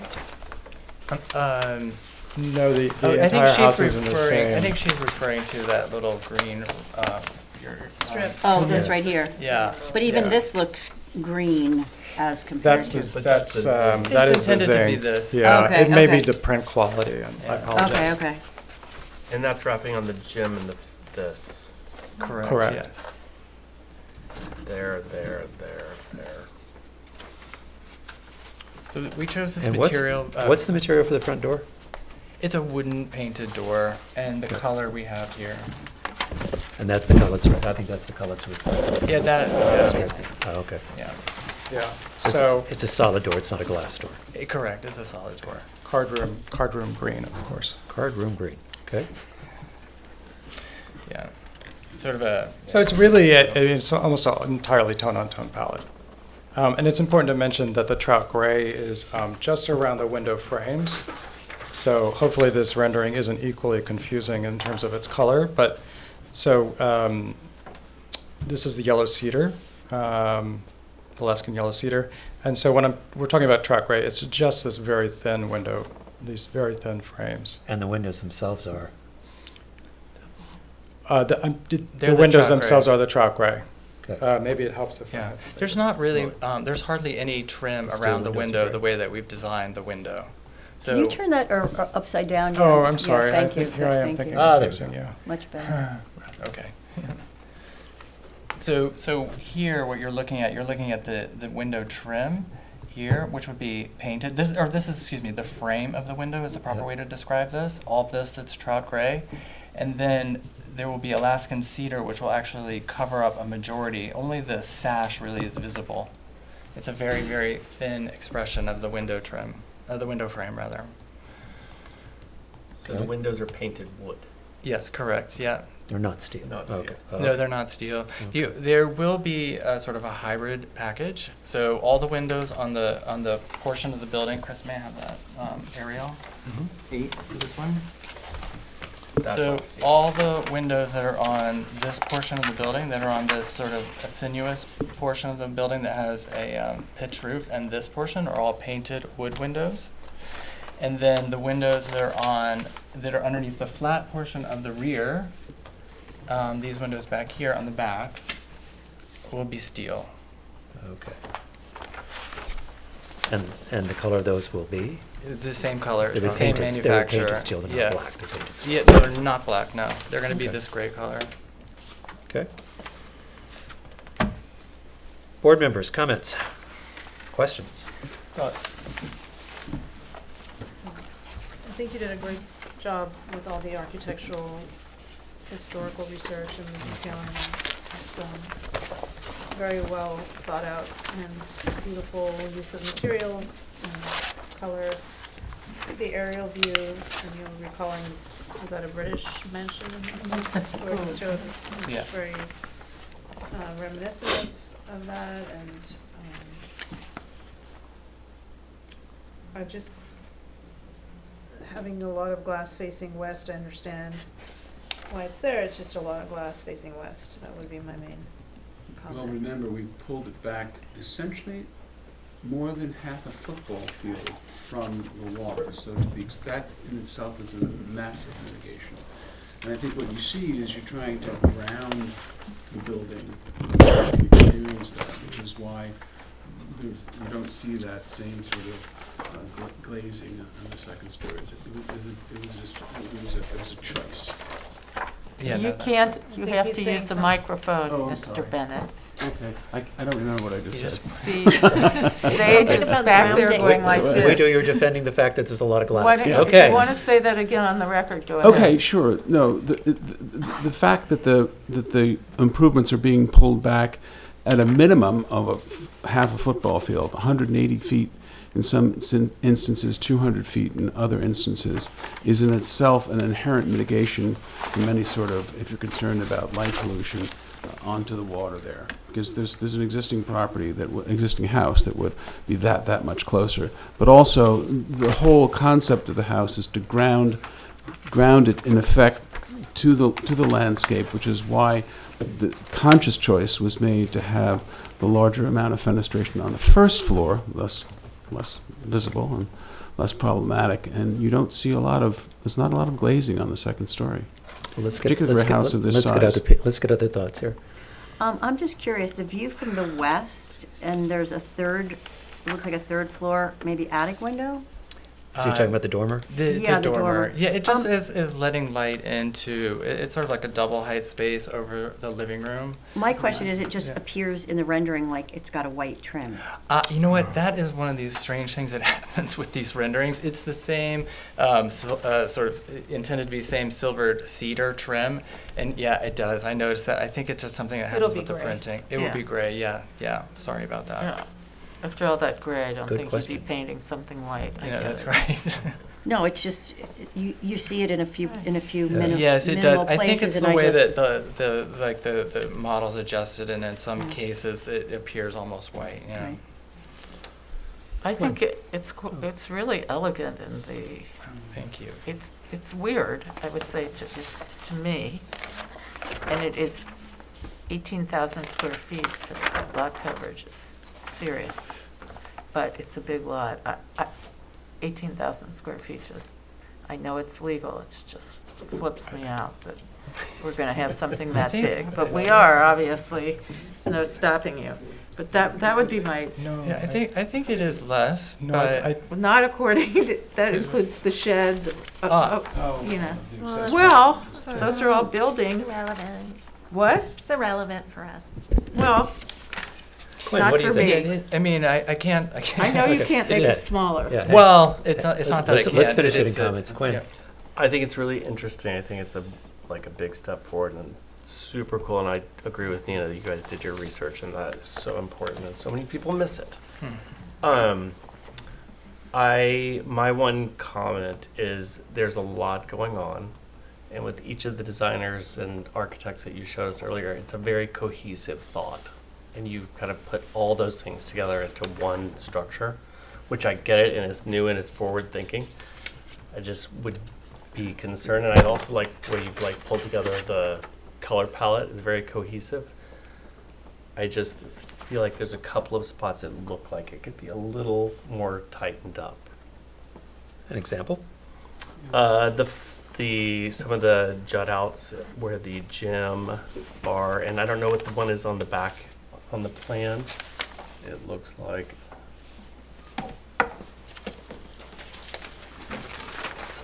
the opposite end. The shed? view from the There's northwest. some that where it jumps back and forth some shingles to the Yeah. To the more rear side. yeah, to the Are shiplap. you thinking over by the porch, the open air porch? Is that what that? Yes, exactly. On the west elevation, also the far left side. What is that? Maybe this. Yeah, I don't know. The other side is the gym, I know. That's the gym. Right. So I think you're referring to the cabana. Maybe. It looks like a sauna. West, yes, saunas.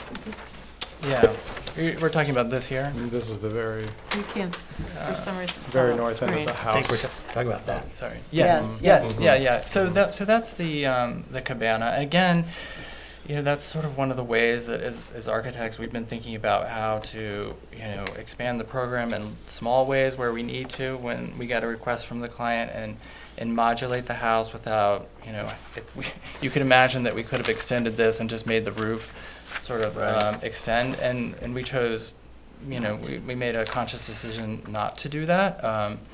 Just in thinking about how to minimize the house, and also, just this idea that, people like Edwin Lutyens, he had this there was this fluidity that was available to him in his toolkit, where, he would at times do one thing one way, and at other times do another thing another way, and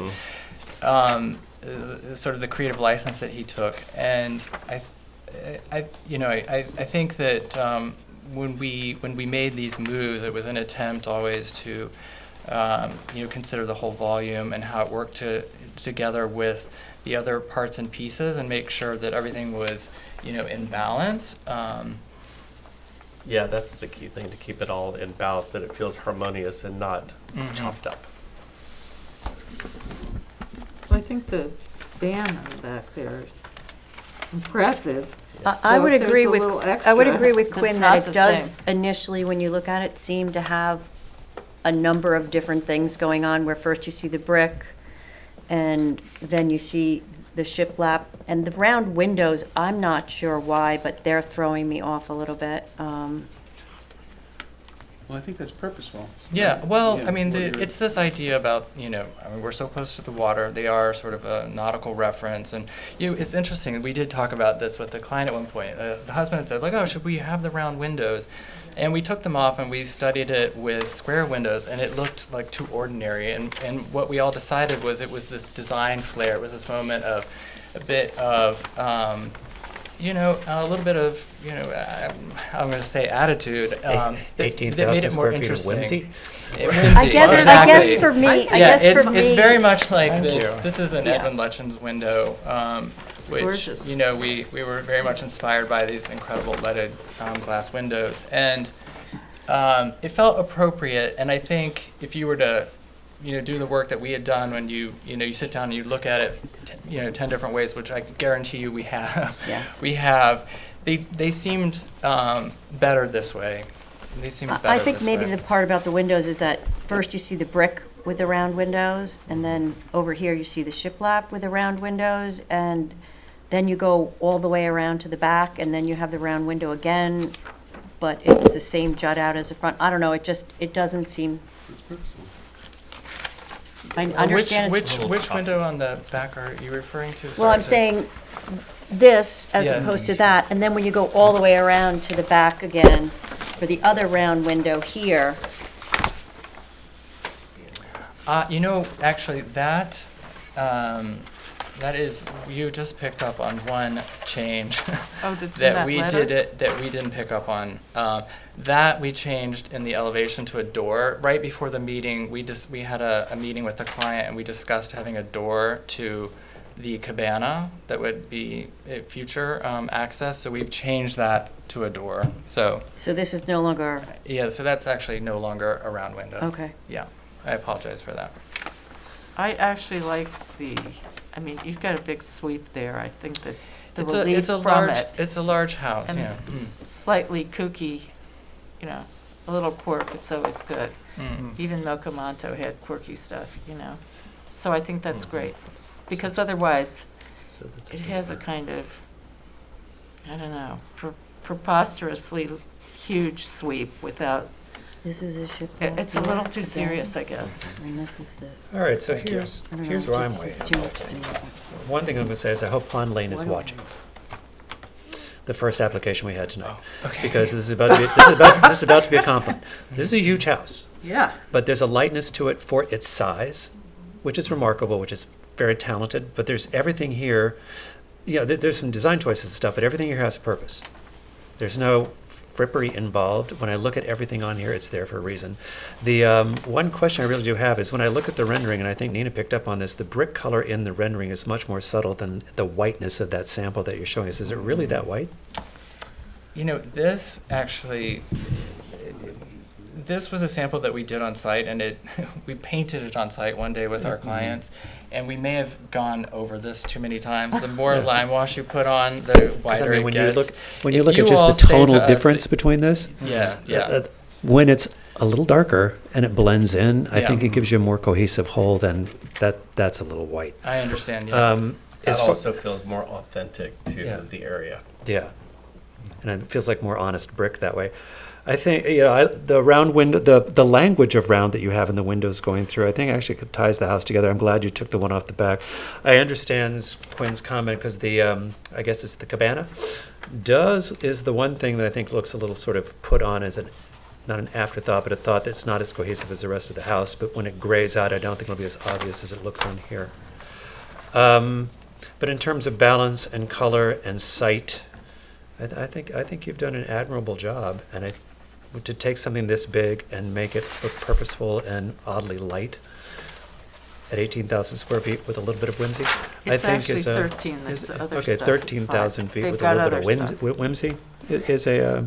I think I it's like a feat. Yeah, you have to have, It's a it's so feat. big. And I actually think when you look at how it sits in its setting and what it's facing, the things that would concern me the most are actually, which are the staircases, the amount of light glass that you have in the two staircases are hidden a little bit actually by the house to the neighbors.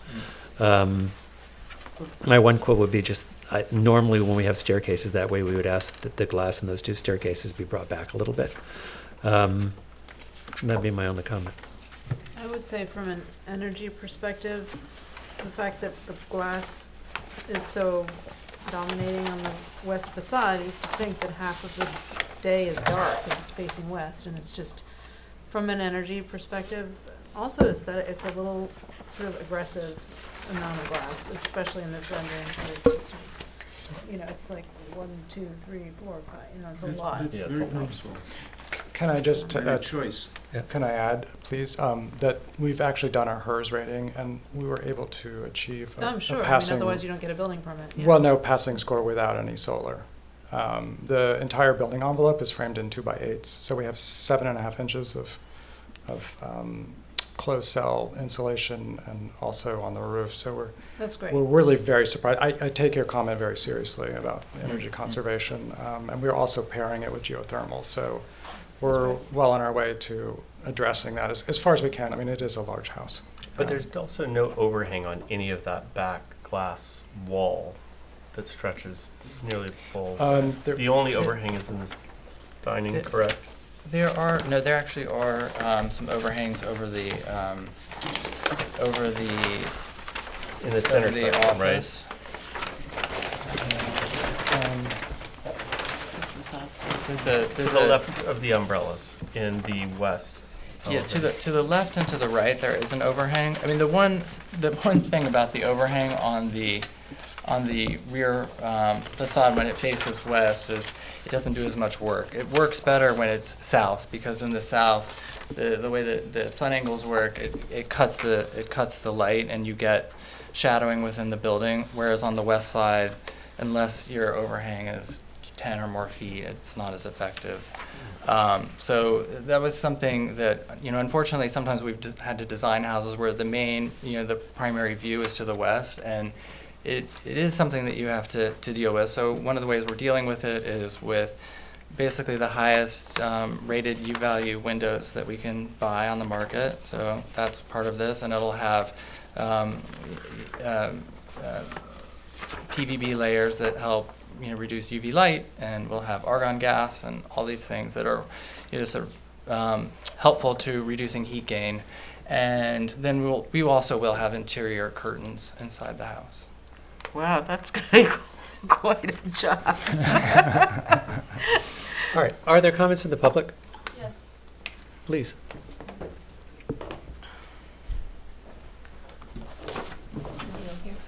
Yes, please.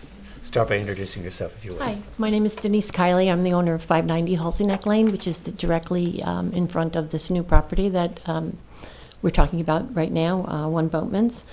First, we want to be very good neighbors, so I'm here in a positive manner.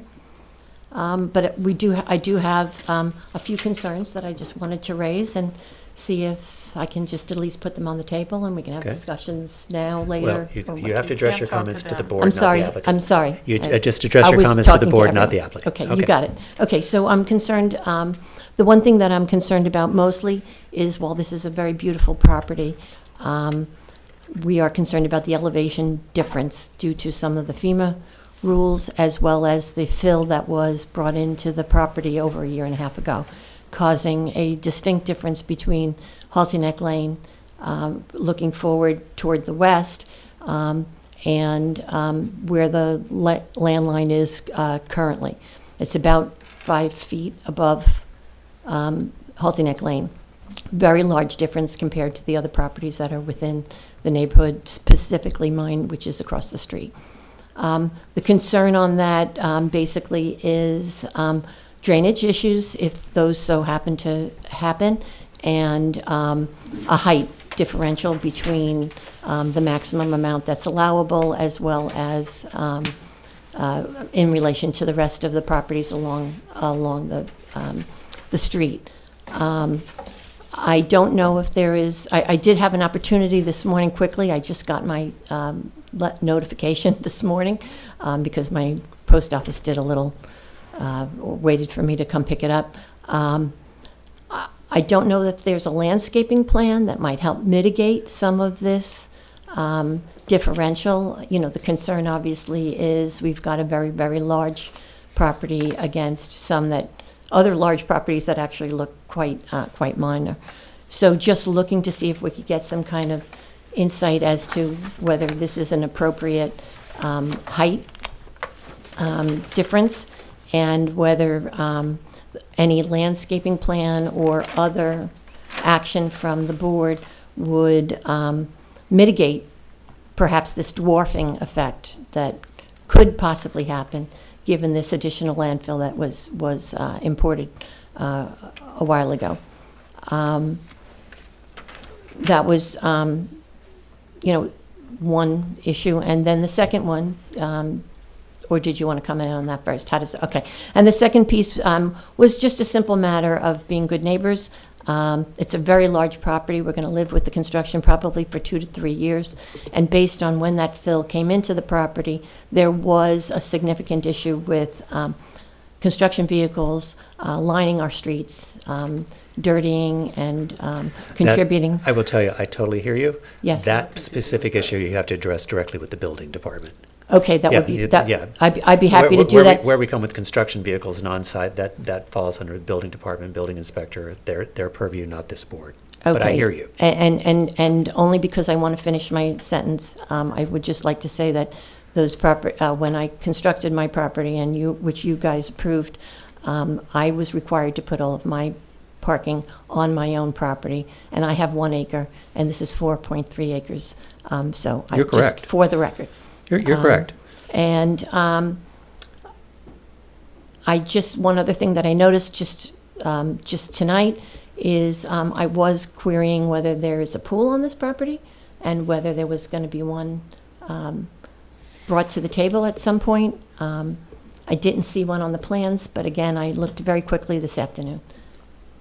It's not one on the plan. That'll come in later. Don't have any jurisdiction over that. We'd have to meet all wetland setbacks.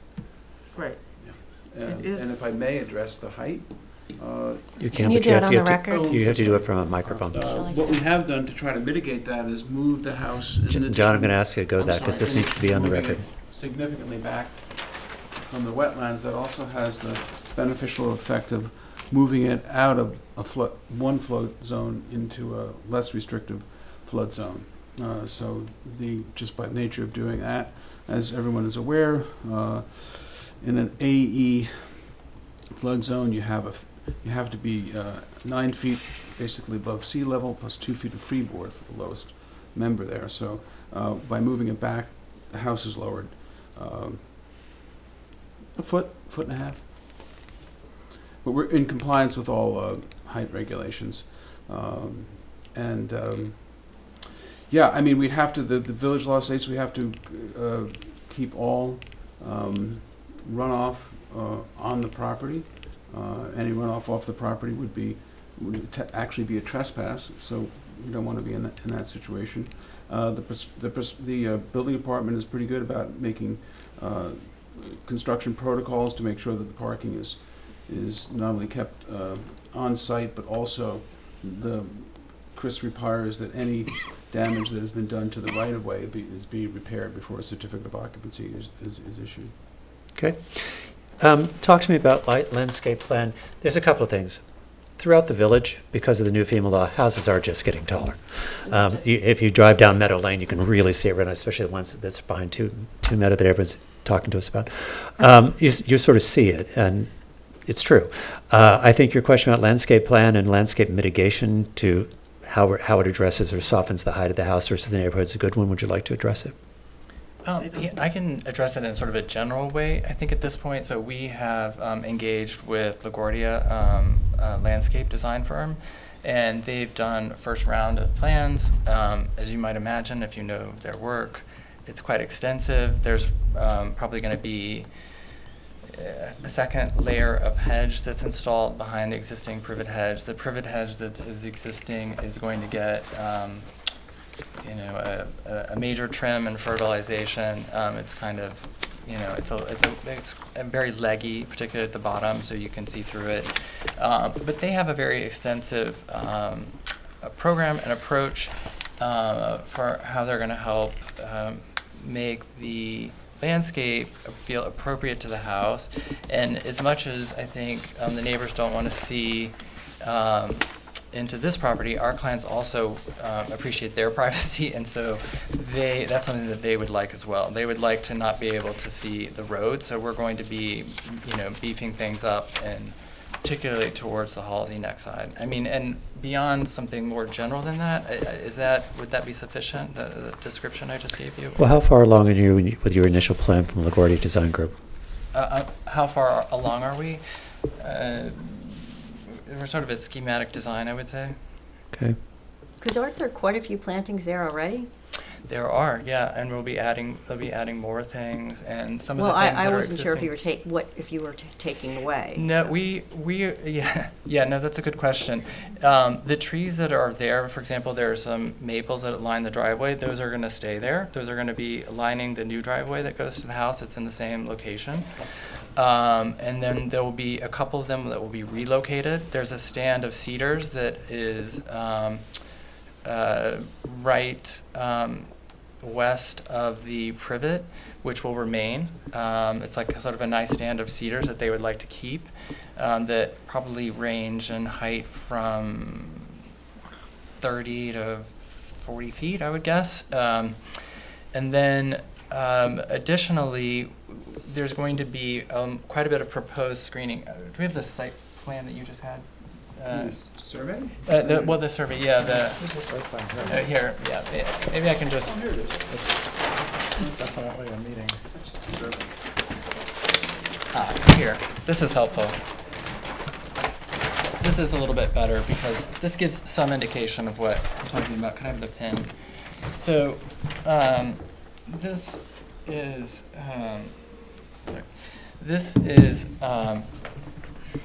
the driveway here. So lining the driveway currently are these maples, the sugar maples that I referred to. And part of the proposal by LaGuardia is to have this continue over toward the garage. So basically the whole front of the house is... What are the trees? I'm not sure what type yet. I wish I knew that. Probably they will be maples, I would sort of imagine, but I'm not sure. So, but this line of trees will continue across the front of the house here, and this will be an auto court, parking court. In addition to the existing Okay. lines. Yeah. So then, yes, here, exactly. And like I mentioned, there's sort of a group of, I don't know, 4 or 5 cedar trees in here, something like this, which they intend to maintain. I would just add that the privet is very immature at this point, and it's been picked up and moved to put the fill in. What we see is a mound of fill right now, so it's not a sophisticated landscaping plan right now. No. It's an overgrown It's a fill building site. Yeah. fill land, landfill. And while I would appreciate that it looks like everything's being done in a very Class A position, it would be nice to see the landscaping plan, because what's going along those, that current driveway is not dense. It's very sparse, and it's lovely and it's decorative, but it is not berming, and it is not doing what I believe that they are intending to do, but we don't have any information on that. Great. Thank you very much. Thank you. Any other comments from the public? You know, I think at this point what might be good to see is a landscape plan and a rendering of the house from the street. Because I think that would give some comfort level to the neighbors as well as the board. If you work with a lot, do you think you can get a preliminary work done by December the 8th? Yeah, we're gonna have to. You're gonna call for LaGuardia and tell them that's what they have Well, to we do. already have renderings from the street. But I'm going to I want to could- see the landscape plan Yeah, from let's- LaGuardia yeah. too, and how it affects what you're showing is because I if, think that we could have that for Okay. for the next to meeting. that end, are there any other comments or Right, questions? right that- now, this is Yeah. what we're seeing, right? That's correct. correct. Yeah, Yeah. yeah. Which, I mean, I have a lot of faith in LaGuardia Design Group. They're amazing. Yeah. But I think seeing it to the point of actually seeing and understanding will be helpful. Yeah, And it is true the houses are getting taller, so understanding how landscape is going to soften, the neighbor's concern, I think, is a good question. If we're asking them to do that, or anything else you want them to address when they come back next week or to take into consideration? The amount of glass in the west. I don't. No, she's allowed to have that opinion, John. And just, we have a board member who's concerned with the amount of glass you have in the back. You may just think about that. Susan? I don't think. I you're gonna don't. say I that. think you at least don't have the amount of glass in the back and the front, so I thought that was good. And I can see why you would, I mean, it's a huge property, this whole thing. Pretty amazing. So Gwen? I have no objections at this point. Gwen? No, nothing other than what we've discussed already. And could I Okay. just say, because the ruling about boosting these houses up is a law. And sadly, that affects everyone around, but you can't, I don't know if we can expect people to cover up, to make up for the fact that there's an inequality at this time. So I hope, LaGuardia usually overplants, as they It say. added 18 inches to it. What? State has added 18 inches to it. Okay, anything else? No, More? nothing more than we've discussed already. All right. So I think you know what the few comments are, That's why I and don't- you know what we'd like to see for next meeting? Okay? Yes. So adjourn to December the 8th, John? Yeah, happy Okay. Thanksgiving. Motion to accept the applicant's request for an adjournment to December the 8th for One Boat Business Lane. Is there a second? Second. All in favor? Aye. Thank you. Wow. Thanks, happy Thanksgiving. Thank you. Yeah. My only quibble is the brick color. I think that's like using confectioner's sugar, All right, so that brings us to 555 Captain's Neck for demo and rebuild screen porch and construct an accessory structure. Is there anyone here? They might come in. We have the affidavits and they're in order. I think they might be via Zoom. Okay, thank you. Uh-oh. Is there someone with their hand up? Yeah. Oh, good. What? Thank you. I don't know. Let me see. I think I might have this too. Did you guys become partners Oh, just so you can call yourselves Stone Fox? Yeah, it's so cool. Is it the same? I have it That's too. what the building. They have to throw it out? they have to pay double fees when they go back in, but Do you want, do you have any interest? You it's gonna be a while on North Main Street. It's gonna be a while. All right. I don't need to write it, it's not in historical. Okay, 5:55, Captain Sneck, are you there? I see a person. Hello. Hello, hello. Hi, good evening. If you can turn your volume up a little bit, that would be great. You're hard to hear. And then introduce yourself. I'm gonna just have to shout because I think I'm up as high as I can go. Sorry about that.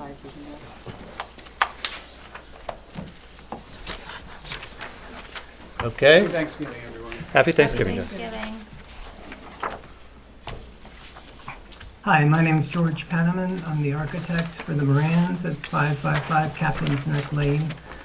I've been working with them on this house since about 1992. And our application tonight actually consists of two very small projects. This is quite a contrast to what we've just seen.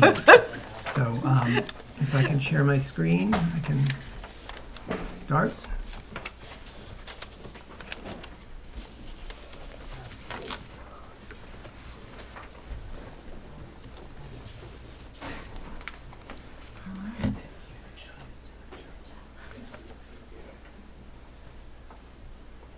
We can see it now.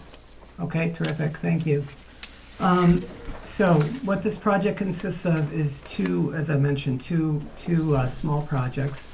The first is a 4-foot by 4-foot extension of an existing screen porch, which we received approval from the Zoning Board of Variance because we had a rear yard setback situation. You can see it's an odd-shaped lot on Captain's Neck Lane.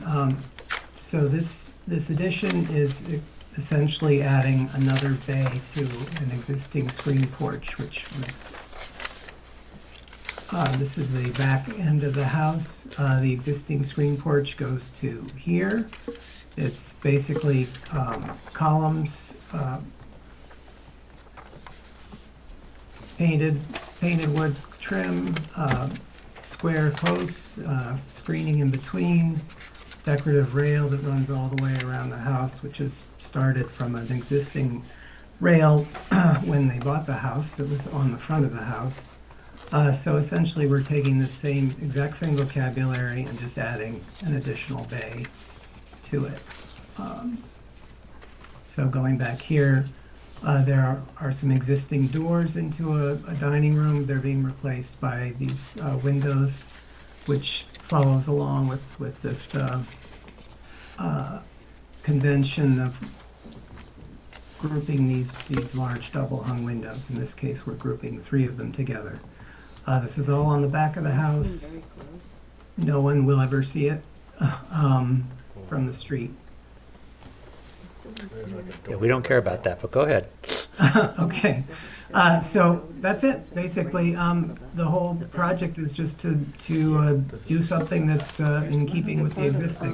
Do you want to talk to us? You want to talk to us about the accessory structure too? We'll just do it all at the same time. Yeah, sure, we can do it all at the same time. So the accessory structure is back here in this area where the pool is, a couple little pool cabanas, a little storage shed, and an existing gym, which was formerly a garage. And what we're proposing is another little shed-type building that would be the accessory structure, 16 by 20, which sort of will match everything that's going on in this precinct, very similar. Sorry, I need to be able to get to my menu, which I can't do if, there we go. So it's basically a simple 16 by 20 foot structure, hipped roof, white painted trim, white cedar shingles with woven corners, red cedar roof, exactly like everything else that's going on in the house. That's seen from This is looking back towards the house, so that's the existing little storage shed, gym building, pool structures, and that's the pool. Our structure is proposed to go right here. This is the existing little storage structure, just to give you a sense of the vocabulary of these buildings. So copper half-round gutters, painted wood trim, again, white cedar, woven corners. This was when it was brand new, so now it's all weathered in, as you can see in the other photographs. Well, is it a storage building or a Pilates studio? What we're building is a Pilates studio. What you see in the photograph was a storage building. Okay. So Okay. that's the storage. Okay. So our building has windows and doors and is designed to be used as Pilates and yoga, etc. Okay. So from the street, basically that's that little storage shed. So our building is going right here, behind the fence. Okay. Board members. How big is the property? The property is 2.3 acres, I believe.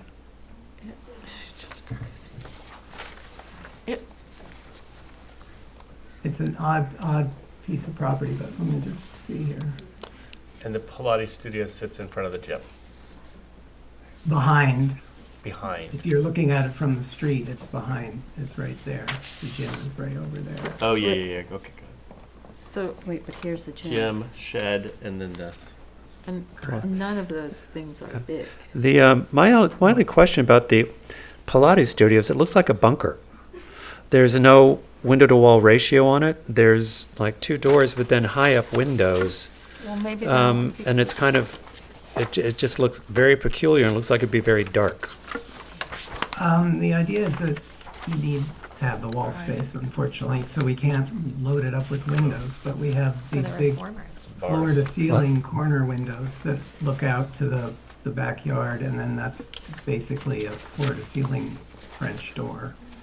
And then the smaller casement windows go like 4.5 feet above the floor. weird? No. Yes, I, It's weird. It's what is it? What, it's What- maybe what- they what- want it that way. Yeah, but those are floor equipment. They don't mount against the no, wall. the reformers go up the wall. Uh-uh. The reformers go That's up why the they wall. need the wall. They're huge. And And maybe we they need- want No, but they privacy. freestand. No, But no, The they, Cadillac. I don't want to the get, Cadillac- they that's also go up inside. the They wall can. now. That's but- inside the building. Yeah, but, well, that's guiding the outside where there's no windows, and normally we have a window-to-wall ratio, which is the building is under, which was why I'm asking the question. That is not 30% window-to-wall ratio. So that's why I'm asking the question. Well, maybe that's a privacy issue. Did you think of that? Well, and you need a wall that's mirror, For the and reform- I mean, for it's the- a very small building. Very strange to me. 16 by 20, so basically. So I've actually probably been over not there far off. more than once, and honestly, everything is modest. The house sits off the street, the area we're talking about. There is by the way, one side of the house is now, there's a 28-bedroom house next door. Right over here. Yeah. So the idea that we are having a discussion, but I do think there's a modesty to these proposals that that seem okay with me. And nothing's happening on these big trees that are back there, correct? No, they No, have this, huge they've been landscaping. stewarding these trees That's for why they're- 35 years. And they have Huge. pollinator gardens and, yeah. Need any questions, any comments? I think it's fine. Good. Okay. Any comments from the public? Okay, then I'm going to motion to accept the application for 555 Captain's Lane based on drawings and plans presented on November the 24th. Is there a second? Second. All in favor? Aye. Okay, that brings us to 86 Pine Street. Thank you all very much. Thank you. We have the affidavits in there in order. Thank you.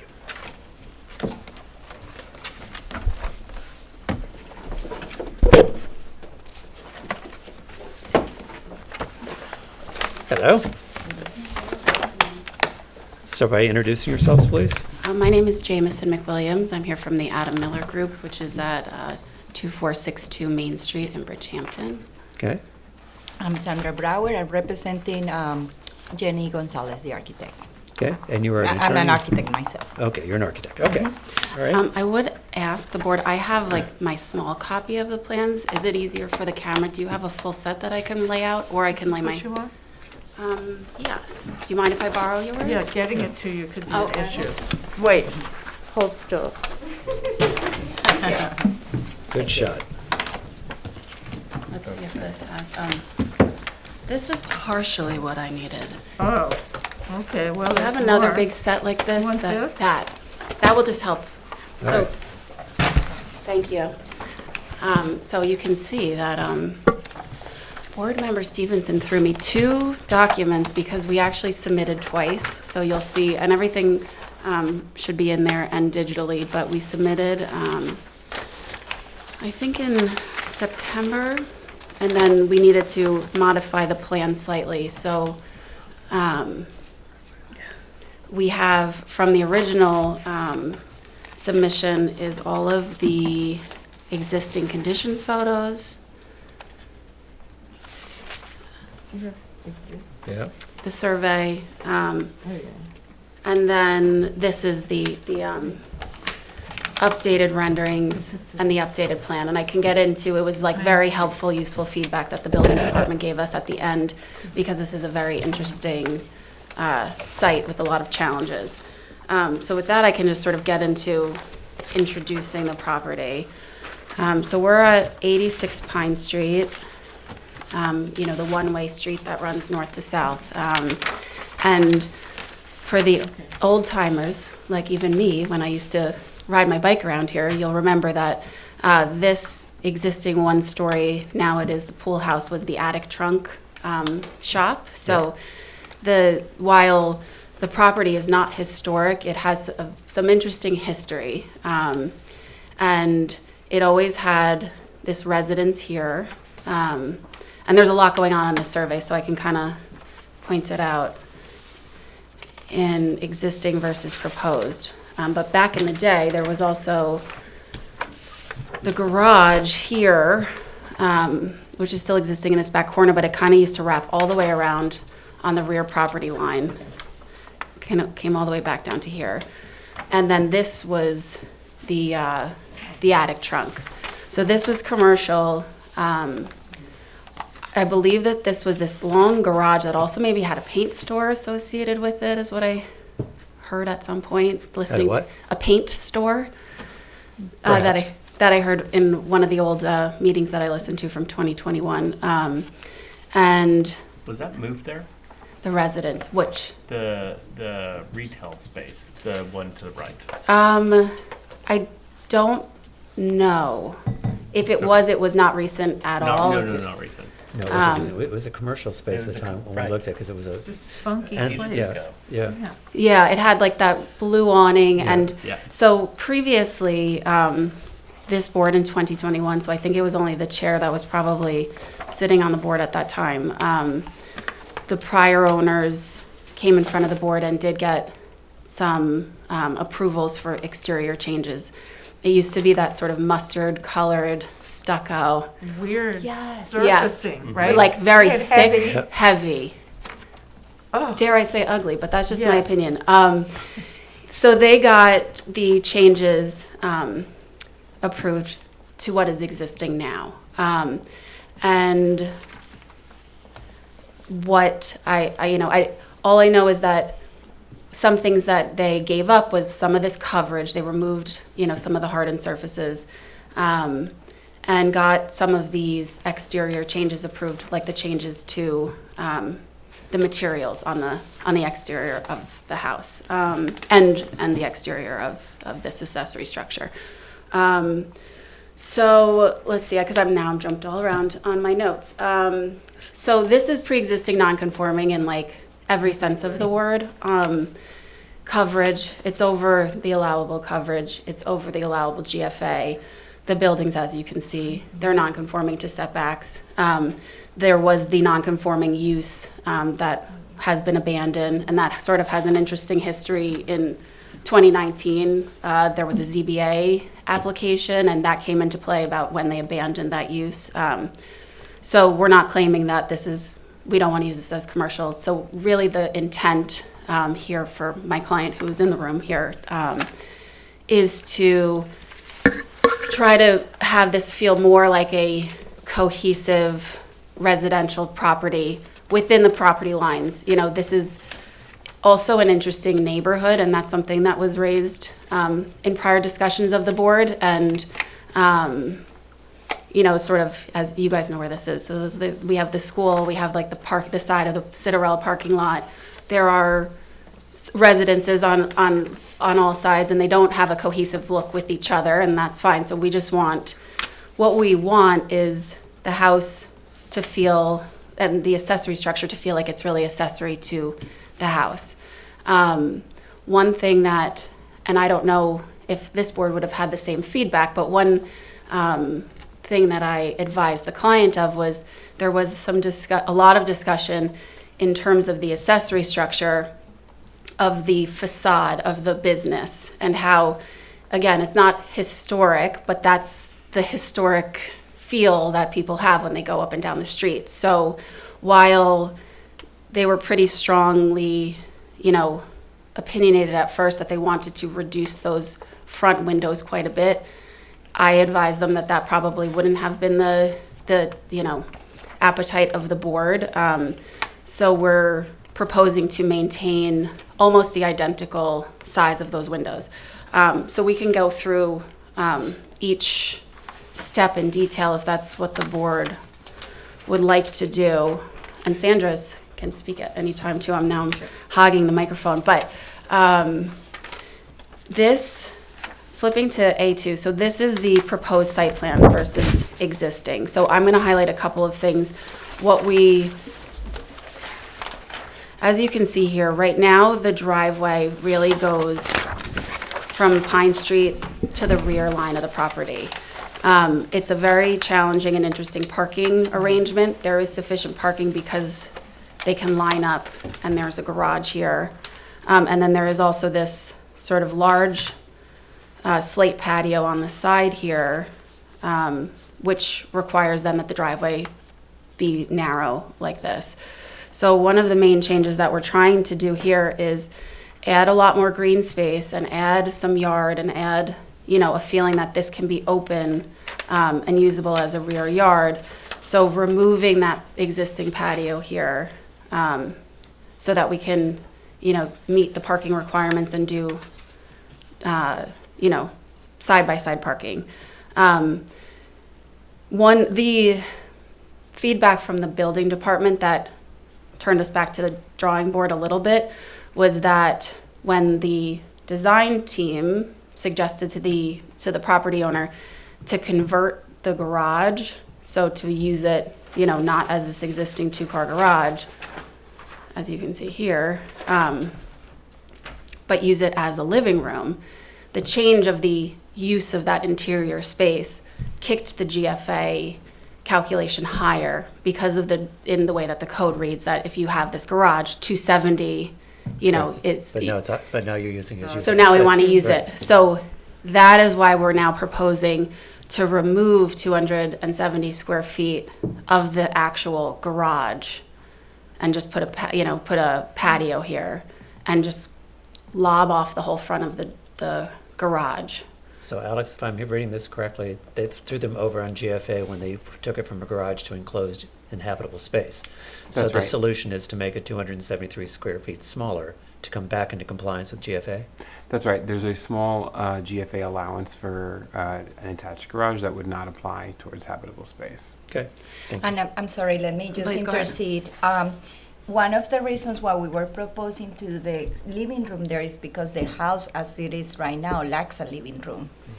We either use this area where we're proposing as the dining room as a living room, and then we don't have a dining room. We don't have any concern on the inside, so let's just stay It's the all inside. exterior. Okay. Yeah, so those were the challenges she was facing, and then when Okay. they told me, Correct. oh, we're just swapping the inside because of those reasons, I was like, oh no, because now we might be over on GFA.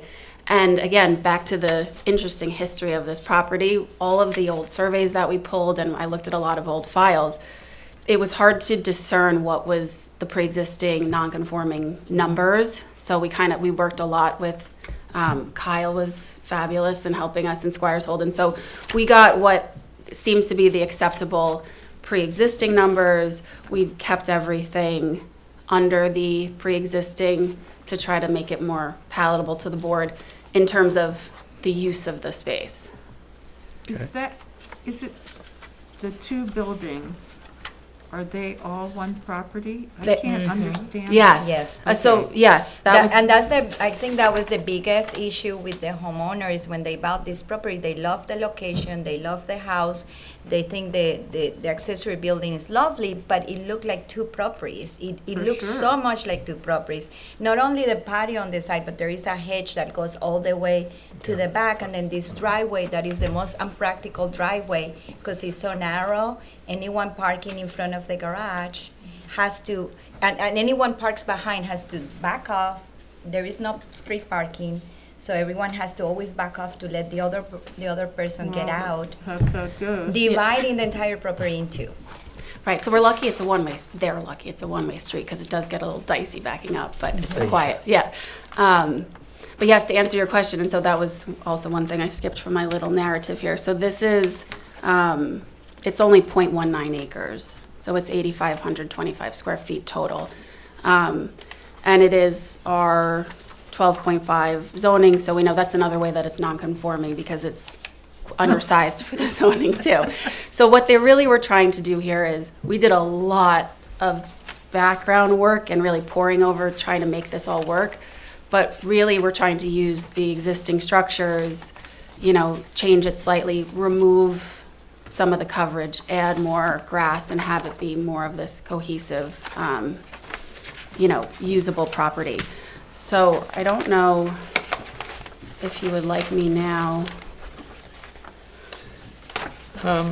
what you would like from me. I think we'll go to board comments.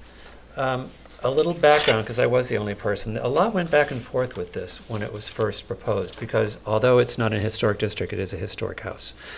And when they pulled the ugly yellow stucco off, what they actually found was old German siding, and there was a discussion about should we keep that, should we not. And the original plan for this actually asked for it to be in shingle.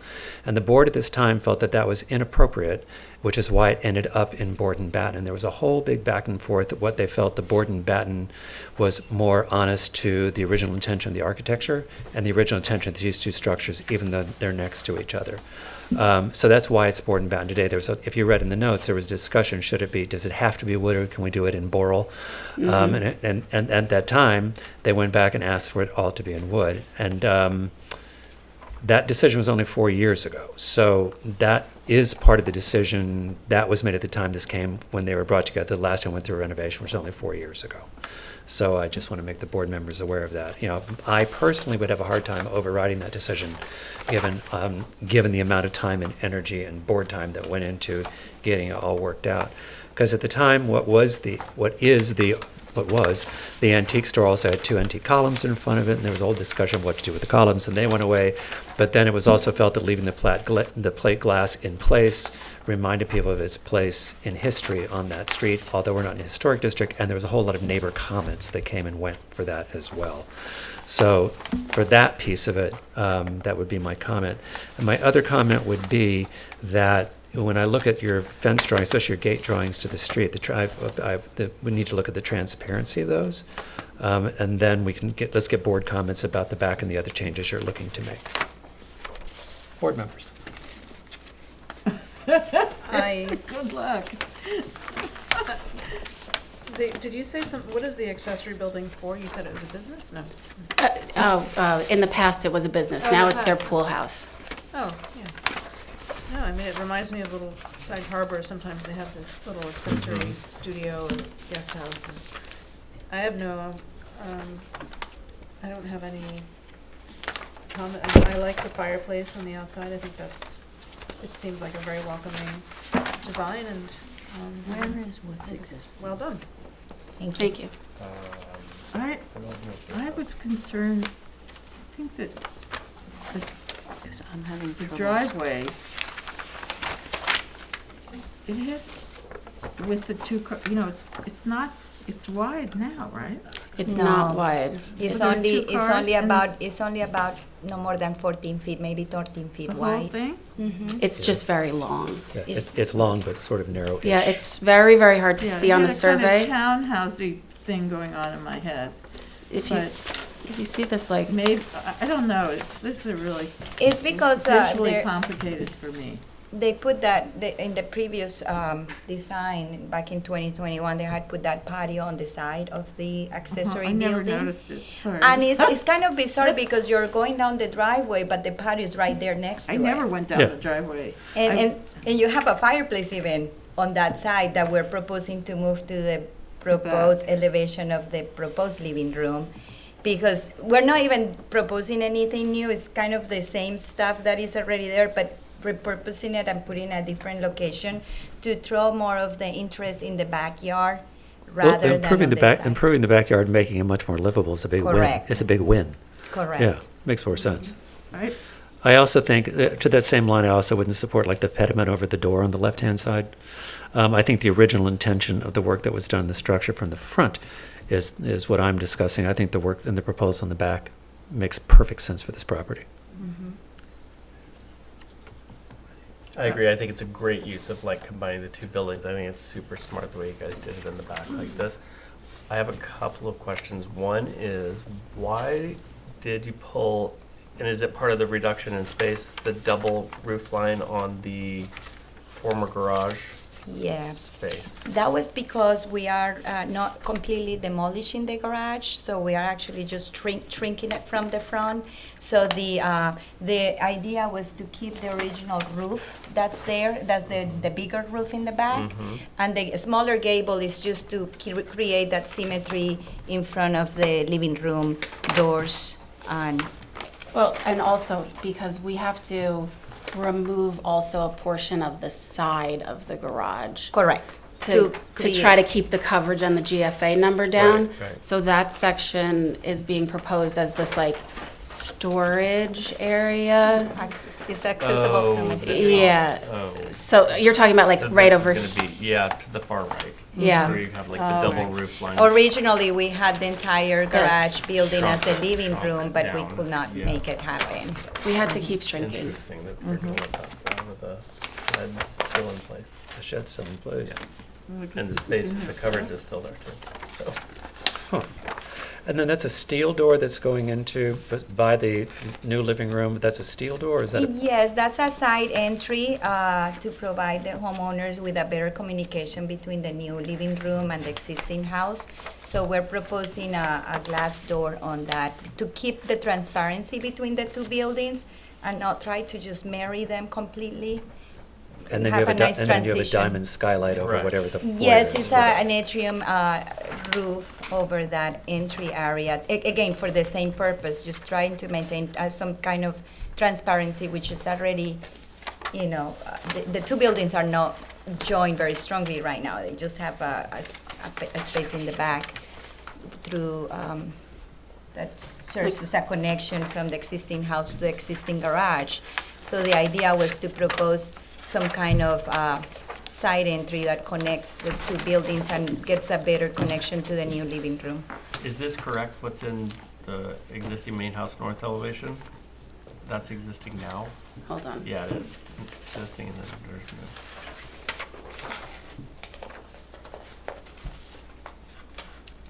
The other thing we have to look at is like your gate and fence your transparency is too solid.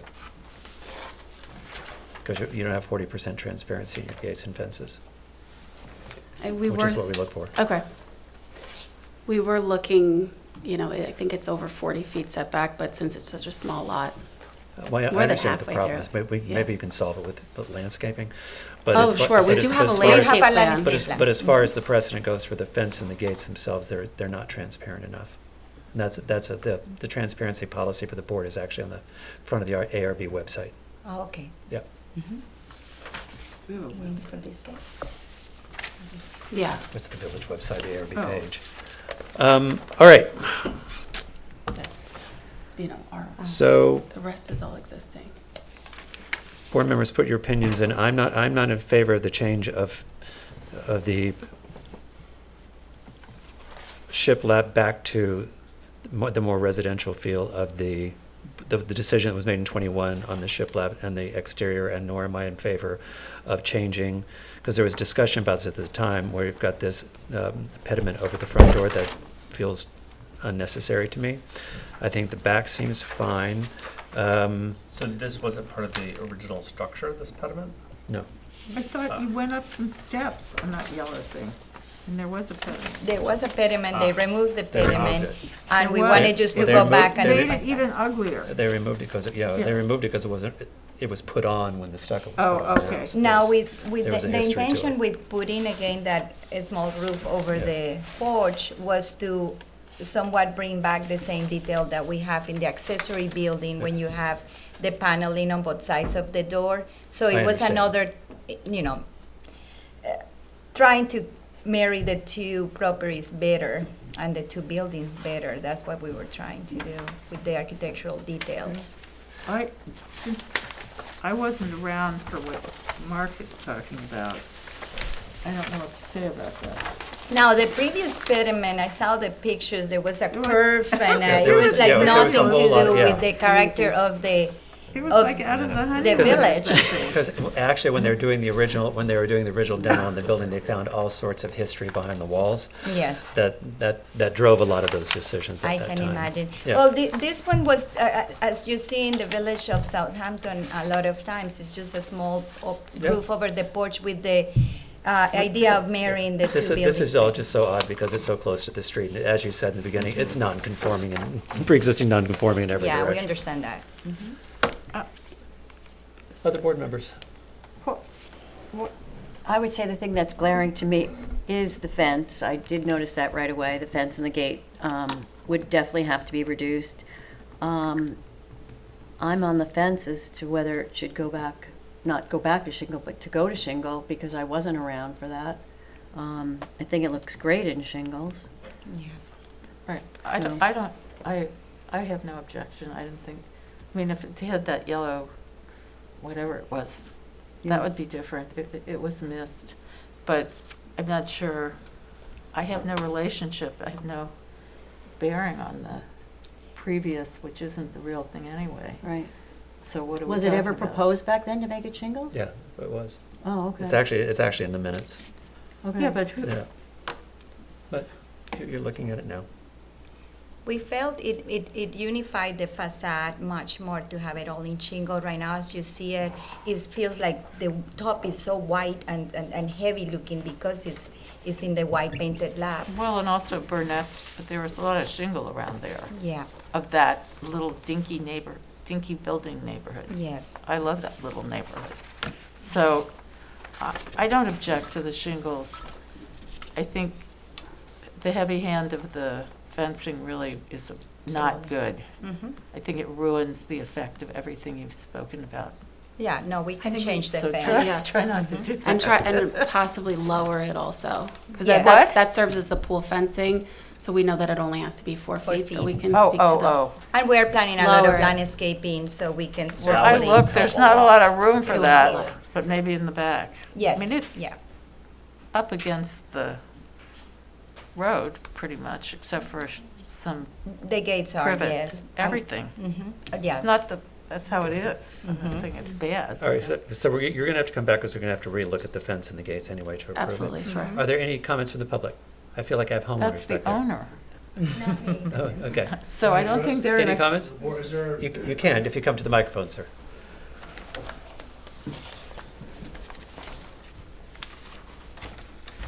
Hello, my name is Peter Faulkner. My wife and I own the property. My wife apologizes for not being here. She had a dental emergency last night, and putting her in a car would not have been a good idea.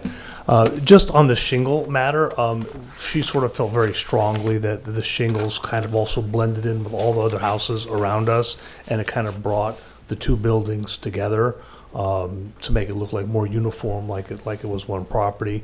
We do love the fact that you have that accessory home, which is going to be the pool house. It's sort of important to us, and that's all I wanted to say. And thank you all for taking your time to listen to all of this. Appreciate it. Okay, thank you. Thank you. Is there a decision on that tonight? On the No. no decision on the shingles There's and no- on It's, You're going to redo the fence and come back and let us do it again, and then we'll make a decision on the whole house at once. Okay. Okay. Could you submitted some lighting details on the board? Did you go walk the board through that? It looked like maybe there was some uplighting for landscape. Was that landscaping accents? We did submit there is in the lighting. landscape plan. There shouldn't be any uplighting. Oh, here, I'll let you deal with this. I am not a landscape architect, but we are planning on doing some because we have the parking in the middle and some landscaping as a buffer to the house is a good 5 feet. We were planning on just accentuating that landscape with some lighting. no way, Jose, as Yeah. far as I can tell. Yeah. They'll be dark. Just I'm assuming they're like going in. low voltage, dark sky So what would compliant you be landscape highlighting lighting. with lighting? Just the landscape. We can't take any testimony from the audience. Sorry. What is there, Just the landscape. So the idea was to dark sky friendly light fixtures that would just help because it would be nice at nighttime. It's really dark over there to be everywhere it's dark at night. I know. I'm not a but big fan of a lot of patchy lighting. Just delineate where the cars are going to be parked versus where the landscape is. So we were just figuring out some kind of soft lighting. Public Well, comment. we'll need to see something about that. I need to see it. What? Okay. There's public comment. Oh, Sir, Should I join now? yeah, start by introducing yourself, Yes, please. my name is Andy Regan, and my wife Libet and I live immediately to the north of 86 Pine at 82 Pine Street. And very kindly, Mr. Faulkner came over and introduced himself to us. We have wonderful neighbors in the neighborhood and love the street, love the house and the community. And we were thrilled when the yellow stucco house was renovated the way it was in 21. First of all, we have no objection to the shingle siding. I do think the clapboard gives it a little bit more bulk. So that's, I think Mr. Faulkner is sort of right on that, and it would be appropriate for the street to have shingle siding. We only have 2 issues, and I just want to confirm that they're really not issues. Our second floor bedrooms on the southeast, well, one on the southeast corner in particular, looks down on the roof of the garage.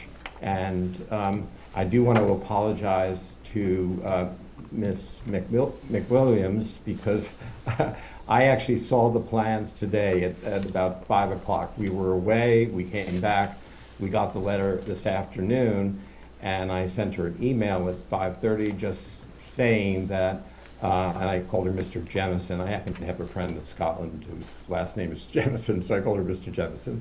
And in any event, I apologize for that. But I raised the issue of the glass roof over the foyer atrium, and just a little bit concerned that the light pollution from that glass roof might impact our property. Not overly concerned, but a little bit concerned, and I know there are ways to possibly use glass that would reduce the emission of light, or possibly, I don't know how the lighting plan is for that foyer. Obviously, if the light is downward and not glowing up through the ceiling and not too bright, it shouldn't be too much of an issue, but that's one concern. The other concern is more important, actually, for us. The garage is a single story. It is directly in front from our property, in front of our patio, of our back garden, and we use that patio extensively for outdoor dining and the like. And I'm just a little bit concerned that the chimney flue, which has been moved to the side of the house, side of the garage, is quite low, and I don't know what the height of it is exactly, but if it was, the wind was out of the south going north, it would blow the smoke directly onto our patio. That's a concern. I don't know what the solution to that concern is, whether there are fans, whether you can use a different type of flue. I'm also not familiar how you would work the draft from that center fireplace to that flue. But in any event, we like to be friendly with our neighbors, but these are two concerns that I think directly would impact our property and hopefully can be addressed by the architect as well. So. Okay, thank you very much. Any other comments from the public? Sage? He left. Oh, I guess not. Okay. Well, let me ask those two questions. What is the glass situation though with that foyer? So actually, I went there tonight after Jamison got that notification just to check and see what is the issue with what we're proposing to be a glass roof, which by the way will be, we have some kind of opaque glass which will control the light that emits from the interior to the exterior. But as of right now, that glass roof is exactly in the same spot where this opening is. As you can see, the existing exterior lighting is already emitting a lot of light in that space. I would not anticipate any more. I actually think it would be reduced. The difference is right now that space is next to a garage that doesn't get used a lot. Now it's going to be next to a living room where there will be more opportunities to be in a lit environment. So is the light that's in that room all down lighting? Is there a chandelier? What's the lighting situation? It will be downlight because we're not proposing any lighting in the actual glass. Okay. There will be some soffits on the side, and that's probably where the light will go, and it will be a lower lighting. So there is not any light going up. Okay. That's why I'm saying it will not be probably any more light. If anything, it will be less light than what this space right now, this sort of It would be less light than down. Sorry, Yes. sir, you have to address your comments only to the board. So, Okay. and then we take them on. So Let thank me you. show you a picture I took from the top of the top window, which is probably what the closest you. I don't know. Did I send you that picture?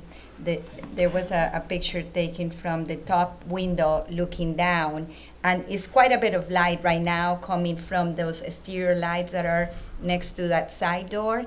And there is nothing blocking that light right now. So once we put this opaque glass and there is lighting coming down, I can almost assure that there will be less light Okay. than what it is. When you right come back next time, can you bring me a sample of the glass? now. Yeah, for sure. That would be great. Yeah.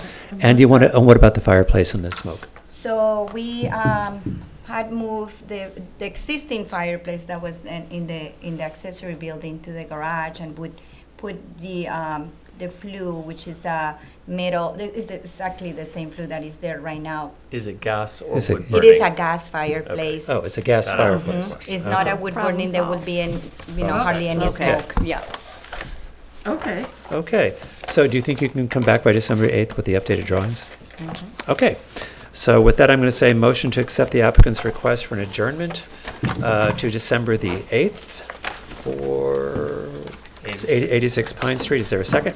Second. All in favor? Aye. Aye. And in the meantime, have a lovely Thanksgiving. Thank you. Yeah. You too. Okay, with that, I'm going to motion to adjourn the November 24th meeting of the Southampton Village Board of Architecture, Review and Historic Preservation. Is there a second? Second. All in favor? Aye. Thank you. I'm bringing my own. Oh, okay, that'd be nice.